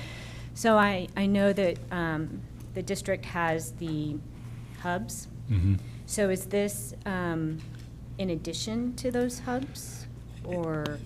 It has the potential to, depending on how it sets, to serve students who have different needs. It also has a potential to be one location rather than separate hubs, based on the number of students in our district who might need those more restrictive services. But I will tell you, I like the language you used a few minutes ago that's a little bit more broad about innovative models for students with disabilities. You know, the whole idea, the whole fundamental core of our special education services is to provide the least restrictive environment, to give the minimum restrictions so that the student can receive that grade level instruction. So we'd have to be thoughtful about how we address that. Yeah. But I like your language. Well, the reason I had asked is because I didn't know if this particular bullet point belonged under the innovative banner, if you will, because the district's already doing that to a degree. So that's just something to think about. Okay. And then I had a question for you. So this is 5 goals. I think my first year on the board, you had 3 goals. Last year, you had 4 goals. Yeah. Now this is 5 goals. Now some of them might be relatively easy to accomplish, right? Like creating a dashboard and creating the family engagement groups. Yeah. do you feel like the other three goals, and the salary study is a progressive goal from this year, as is the innovative delivery models. Do you feel like, I feel like 2, 3, and 4 are the meatier goals. So I guess my question is, do you feel like 5 goals is too much, or you feel that it is achievable? Because we want to set realistic goals. Well, number one, these were prompts, right? And you may remember last year I said we can't finish all that, Yeah. right? It's going to be multiple years. I don't know that I can answer your question fully yet without us having some more detailed discussions. I will tell you, in the context of all this, I am most worried about number one with the data dashboard and defining exactly where we're at and what you all are looking for, because what we know from is that there's such a variation on the data dashboards. Will this new SIS give you all what you're looking for? I don't want to be facing this at the end of next year saying, you didn't do enough, right? So I always have that worry. I think it's something for us to define and be prepared to speak to specifically in August. Sounds great. Just on the LEA, the sub-item D on that, is that kind of in relation more to like behavioral? Okay. Yes, sir. And this would be like largely different, yes. obviously, from, because I guess there are restrictions when it comes to the ALC. So this would like be separate from the ALC. Correct. The ALC is discipline for rules violations. Yeah. Very different from serving students with disabilities. Yeah. Who have behavioral needs, Yeah. making sure that we have an appropriate continuum that gives them the appropriate environment. This is kind of like we've talked about in the past. Well, I know you and I have talked about it.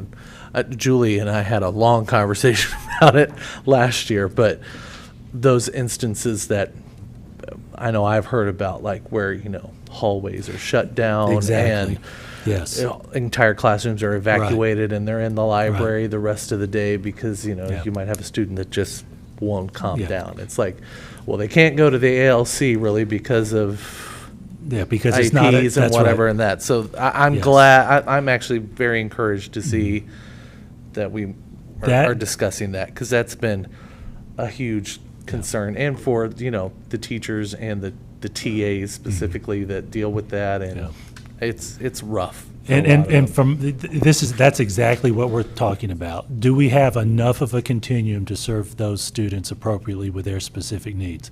And from my perspective, I'm thinking about those students who have those IEPs, especially. Do we have an appropriate restrictive environment that gives them the tools to grow? And I just want to jump on what Tony and Claire said. I would really like to see that one just separated by itself. Okay. Because I mean, that's my thoughts. I get you. Jason, what are your thoughts on the, and this is kind of out of the blue, I realize, but your thoughts on the attendance processes that we have at the building level? I've sort of heard some things that it's a challenge for our building leaders to stay on top of it, and it's really become more of a challenge over the past couple of years with requirements coming down from the state level and everything else to measure as well as what we do. And I'm wondering if that's something that we need to put more emphasis on. We do have challenges with attendance, and the reality is every school district does, and maybe the sources of those vary. The overall, we have all that attendance data. From a statistical perspective, the attendance challenges I hear are about specific individual students and specific families when you drill down.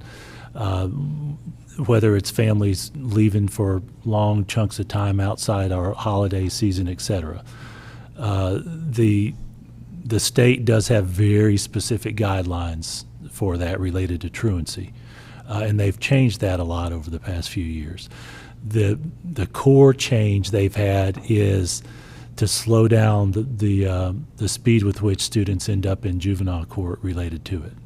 So it focuses on conversations with parents before a truancy. You know, you think about the old traditional truancy kind of thing. It slowed down that process and requires some conversations with parents.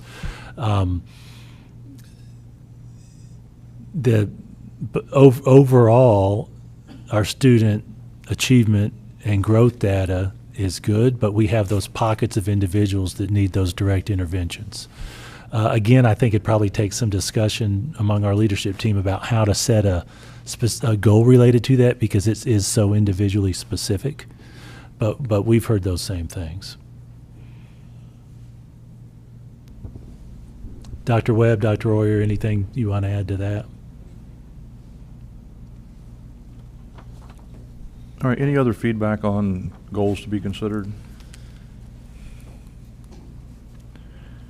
So just to recap this, there's essentially 5 and maybe 6 if we pull out that one that you just mentioned, Tanya. Let's call it 6 for now, goals to be considered, and maybe between now and August for you guys, Jason, to put more thought into and detail around. Should we kind of set a,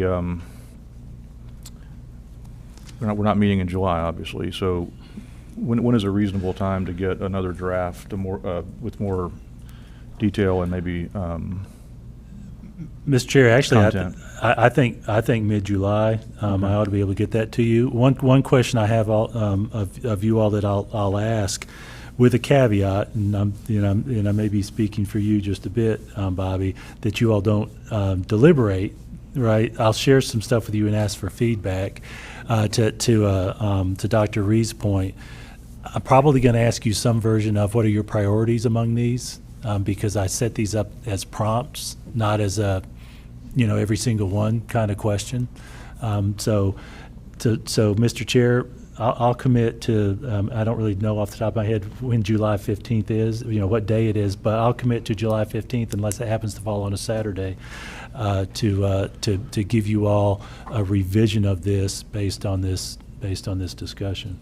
So what I would say to the board is whenever that comes out from Jason, if you have questions or comments, I might suggest, just to avoid the issue of deliberation, just send those to me and Jason and not to the full board. And then we can tee that up for the work session in August. And Does that Mr. sound- Chair, does we that sound may good? have one additional rewrite after that. Yeah. Based on that schedule. Yeah. Does that sound reasonable? Again, just to remind us that the reason we're doing it now and planning on voting on it in August is because we all, I think, all agreed that giving Jason and his team more time, giving essentially the full school year to address and accomplish these goals is the right thing to do. So I'm glad we're having this discussion now. And thanks for the feedback. Okay. 9 o'clock, we're going to get into new business.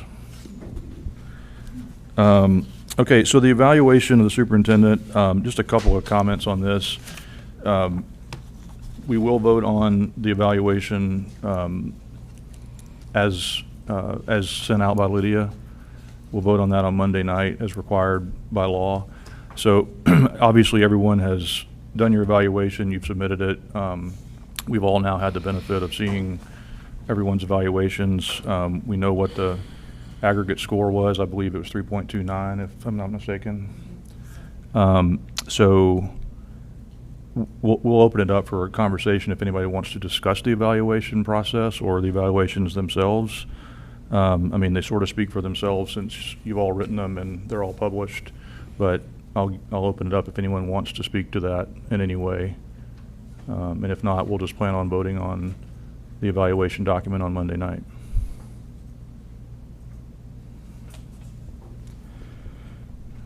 All right. Hearing none. Mr. Chair, if I may just briefly. Yeah. I want to thank you all for the evaluation, and specifically thank you for the comments. The numbers are one thing, because I recognize it may vary, your approach may vary from person to person, but I very much appreciate the comments and continue to take those as opportunities to grow. So thank you. Thanks for that. And then obviously the next item is the contract review and extension. So we know that we're required to address this issue annually. You'll remember that last year, Jason stated that he wanted to forego an extension discussion, which had previously been an annual discussion. That's right. And he asked to forego that to give, I think, the new board members some time to think through that and sort of I guess, time and experience on the board. So we're at this point now, and I'm going to just let Jason talk about what his desire is and what his preference is as far as what he wants us to consider in terms of an extension. And then I will, we'll kind of just open that up for discussion if anybody has a desire to discuss it, and then we'll talk about what my intention would be for a motion on the floor Monday night for discussion. And just as a reminder, statute requires that the contract extension discussion be the first voting item on the agenda. So even before the consent agenda, I believe. That's correct. So we would do the pledge and the moment of silence, and I guess public comment or first, or public comments after the contract vote. Public comment is before, and then the vote. Okay, so public comment, and then the very first voting item would be the contract extension. So you want to share your thoughts on it? Thank you, Mr. Chair. Just as you said, I actually last year said, let's not have a vote on my contract extension. Tennessee has a max contract of 4 years, and historically, I had been going from 3 years to 4 years. As I sit here today, just a few days before that, and after having thought about it a lot, and actually having some conversations with a few of you board members as well, I do want to ask you all for a 1-year extension. I feel like that's worked well this year, going from 2 years to 3. It's odd, and from the rollover of the board every 2 years, I feel like that 3 years is an appropriate balance between that. So. That is my ask, and there's a procedural element to it that is really not the driver, but I did want to mention this. Some of you asked about my contract and asked for a copy of it.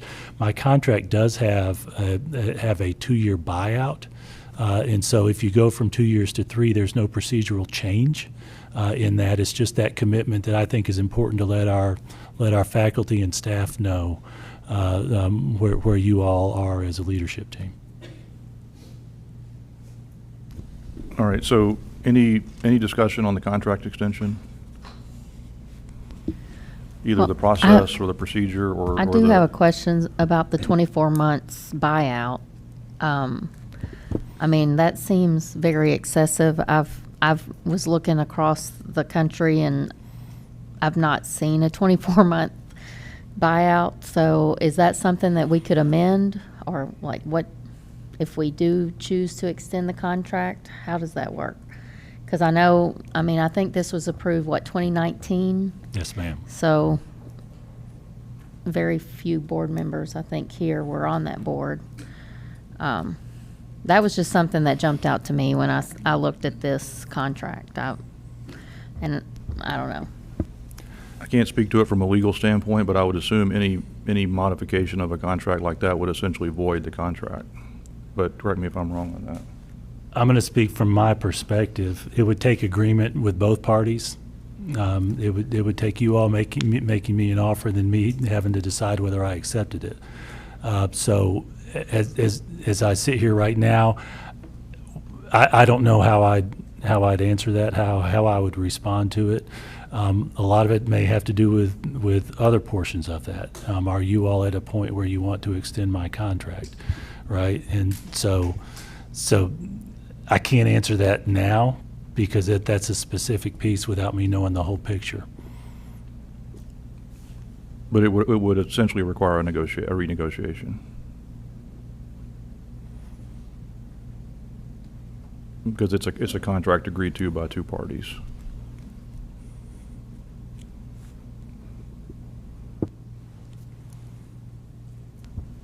Any other questions?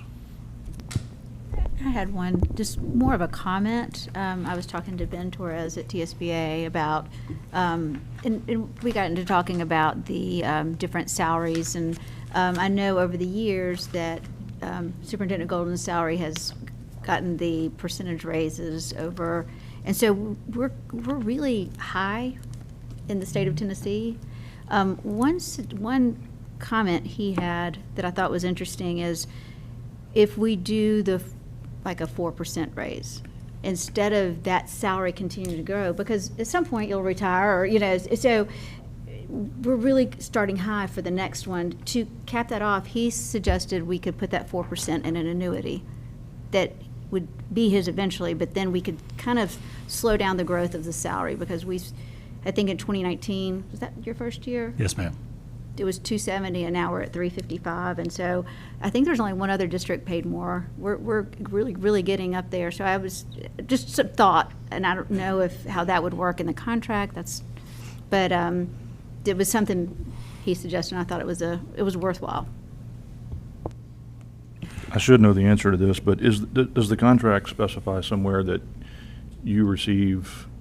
Does it specifically say you receive the adjustments that are provided for all WCS employees? It does, and so as an example, last year, the teachers received a higher percentage than I did because we had adjusted that as on a vote.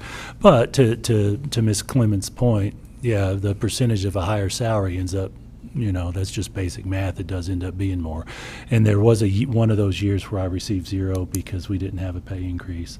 But yeah, my recollection of that detail is, without being specific on the language, it's the pay increase that others receive.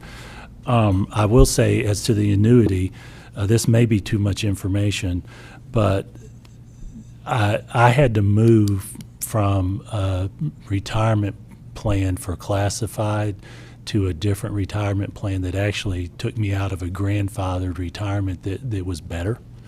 The older retirement plan had a 1.5 multiplier in the formula, and the one I'm in now has a 1.0 multiplier percent, 1.5% versus 1.0, but it includes an annuity. That's why I mention it. And what I've seen from, well, maybe not an annuity, maybe a 401k, but in any event, it's a separate amount that comes out of my paycheck for that. If we talk about something like that, I would need some time to evaluate that and see if it made sense. Yeah. Any other questions on just the substance of the contract or the process that we'll be going through on Monday? So just to set expectations, what I will, based on Jason's request, I'm going to plan when we get to that topic on the agenda to make a motion for a 1-year contract extension. So just to preview that, I will put that on the floor as a motion from the chair. Any other discussion on that? Okay, let's move on to the budget items. Rachel, I'll just let you go through them as normal, one by one. If it's okay, I want to say very quickly, just a little recap. I was late coming in because of the budget committee meeting for the commission. And so, yes, y'all, I think Mr. Galbraith asked, next Thursday, 9 a.m. in the auditorium is when the full budget approval process will be. What they ended up recommending tonight is the recommendation that will first come on the floor will be to keep the tax rate that was first approved, which was a 3-penny tax increase from $1.30 to $1.33. The change in it would be that initially we were looking at transferring 2 pennies from general purpose county fund over to us, and then a 3-cent tax increase. We only need 3 pennies now to balance the budget. And so the general purpose I keep saying general purpose, the general county fund would keep their tax rate the same, and our tax rate is currently 75 cents. It would be 78 cents, and that's a little different than what was published in the newspaper. So I just wanted to say that with all of the extra money that we've been able to get, things that have happened, that gap was closer. And so, again, 3 pennies would be what would required. I firmly believe that there was conversation, and it was a good conversation, and different people had different ideas, that on Thursday, I don't know that this is actually what's going to end up, but that there will be recommendations made to get the budget balanced, but it may not be a true 3-cent tax increase. Rachel, if I may ask a clarifying question, Sure. because in every proposal that and this is the first meeting I've missed because of this meeting, in every proposal I've seen from the Budget Committee, it includes reducing the board's approved budget by $2.2 million based on the textbooks. Correct. That is correct. Okay. That's the number that they're Okay. looking at. So, if I understand correctly, then worst case scenario, well, best case scenario, we'd be having to vote to reduce our previous ask by $2.2 million. By just 2.2. There's different scenarios. I've talked about several different things. One of it was originally reducing the amount of insurance per person, the cost to the district, not to employees, but the cost to the district. And then they kind of pulled that one back tonight because they felt like that might be too much of an ask since we are self-insured. And so if that were to become one of the pieces that goes back into play, then we would have to amend all 3 of our budgets because insurance costs would go down. So it could be any number of things that could happen. But then, worst case scenario, if the commission didn't approve the 3-cent tax increase, we'd be in a posture of having to reduce by 11 million? Not necessarily, no. Our gap right now is a little over 6 million. Plus 2.2, right? Plus the 2.2, yes. And so like I said, there were several different variations of things that still the commission could do. They could give us pennies out of general fund. They could reduce the insurance. They could cut other areas. They could pull from fund balance. So it's going to be up to them to decide. So your sense is it seems as if they're going to try to find a way to get to something that gets us to 2.2 somehow or some way. I do believe that at this point. If I may, there was one other variable of about $1 million related to next year's ESCO. So that would also depend on county government at some point in the future forgiving. And they next did talk year's. about that tonight, that it would be something that they would bring probably in August. I don't know, they don't meet in August. Whatever the next month that would be something that they would bring before the commission to go ahead and vote on and get that out of the way for the next year too. Okay, so the good news tonight is we have money coming in a lot of areas, so hopefully these will be pretty easy votes. The first item for tonight is the summer learning camps that are currently occurring. The state is funding that, and so our allocation for this year was $5,198,896 to cover those costs. And if I may share, this is, if I'm not mistaken, Rachel, the only program we have that is fully funded by the state. I believe that is a fair statement. Sorry, I had to say it. I do believe that is. Can you share with us what the summer program is all about? It's the summer school. Summer school. Just summer school. It's the it's the summer school that was the result of the 3rd grade retention law. And they actually have us providing summer school, they call it summer camp, but it's school, providing summer school services to rising kindergartners through rising 9th graders. So visualize that. We actually have some rising kindergartners who attend that summer program. So they've come to WCS, some of them for the very first time in that summer program. So this covers bus transportation, it covers teachers, it covers everything. We have to submit to them the detail, and so it is exactly a dollar for dollar return for us. It's not improving our budget any. And how long does this summer camp last? It's 4 weeks, 4 days a week. It's through the month of June. It's not extended school year. Correct. It is not extended. Correct. It is not extended school year, which is services to our students with disabilities. Although It varies. We do have occasionally parents of students with disabilities who say, I actually choose, depending on the schedule, because some of those are happening concurrently. So we have had some families ask, and Maria may be aware of this, hey, tell me about both so I can decide which one I want. Okay, moving on to the next item. It's a donation from Gibson Gibbs for $42,975, and it's to be used for our middle and high school orchestra programs. And y'all, I can't help it. I know it's late, but Gibson Gibbs is the charitable arm of Gibson Guitars. Their executive director actually happens to be a Page parent, and the process they go through is at the having a mental block on the name of the amphitheater down in the quarry. First Bank, thank you. First Bank Amphitheater. They have the artist who comes sign Gibson guitars, and then they auction them off and give us the proceeds. It's really neat. It goes to our music programs. Is this annually? It's annually. Yep, it's annual. I think this is the fourth year. We developed some great relationships with Gibson. Mark Kinzer has been deeply involved in that. Actually, Brian visited with us one time. Brian and I were at some different project we were working on, and I went over there to meet with him, and he came. So they've been really good to us. And it's only used for the orchestra program, not the other? Band and orchestra. And I think that's what they ask us for something that actually uses musical instruments, because that's Gibson's focus. Thank you.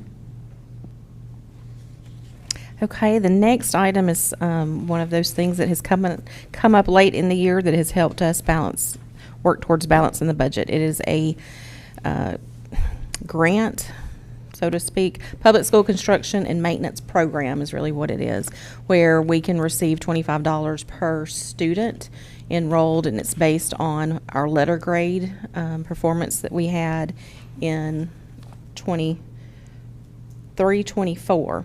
And so they rolled it out a week and a half ago, and said they wanted to get the money to us by June 30th, so please apply and let's get it out. And then we also know that it is in place for next year as well, and since we already know for 24-25, we have 50% of our schools with a letter grade A, we will get that money, so I was able to add that to the budget. So $1,025,319.86 is money coming in. It was for construction materials and maintenance, and so we're putting it into these accounts, and it will end up in fund balance because it's too late to spend in the year by the time we get the money. It's a technical thing, but should we have the word grant in that?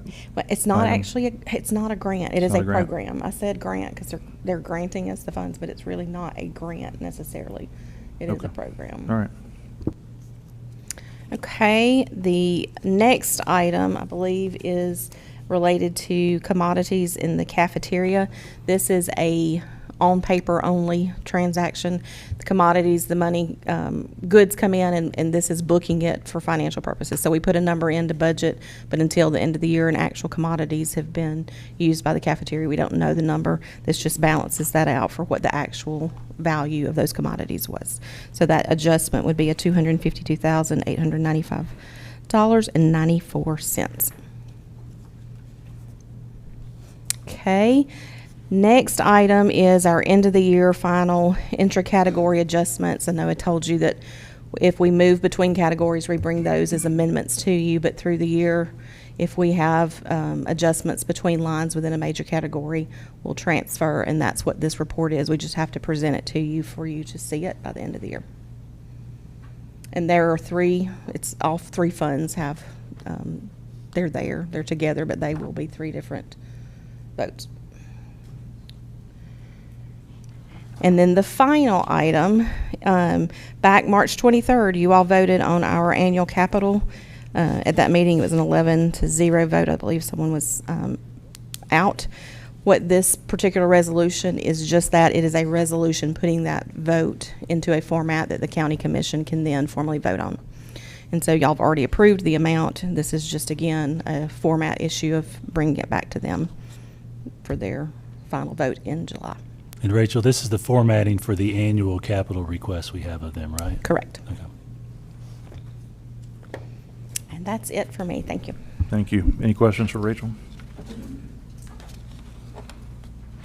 All right, we have board policy for first and final reading. Approval of policy 3.401, student transportation. Mr. Golden? Thank you, Mr. Chair. This is a request based on some detailed conversations that we've had with the municipalities and county government related to e-bikes and scooters and e-transportation.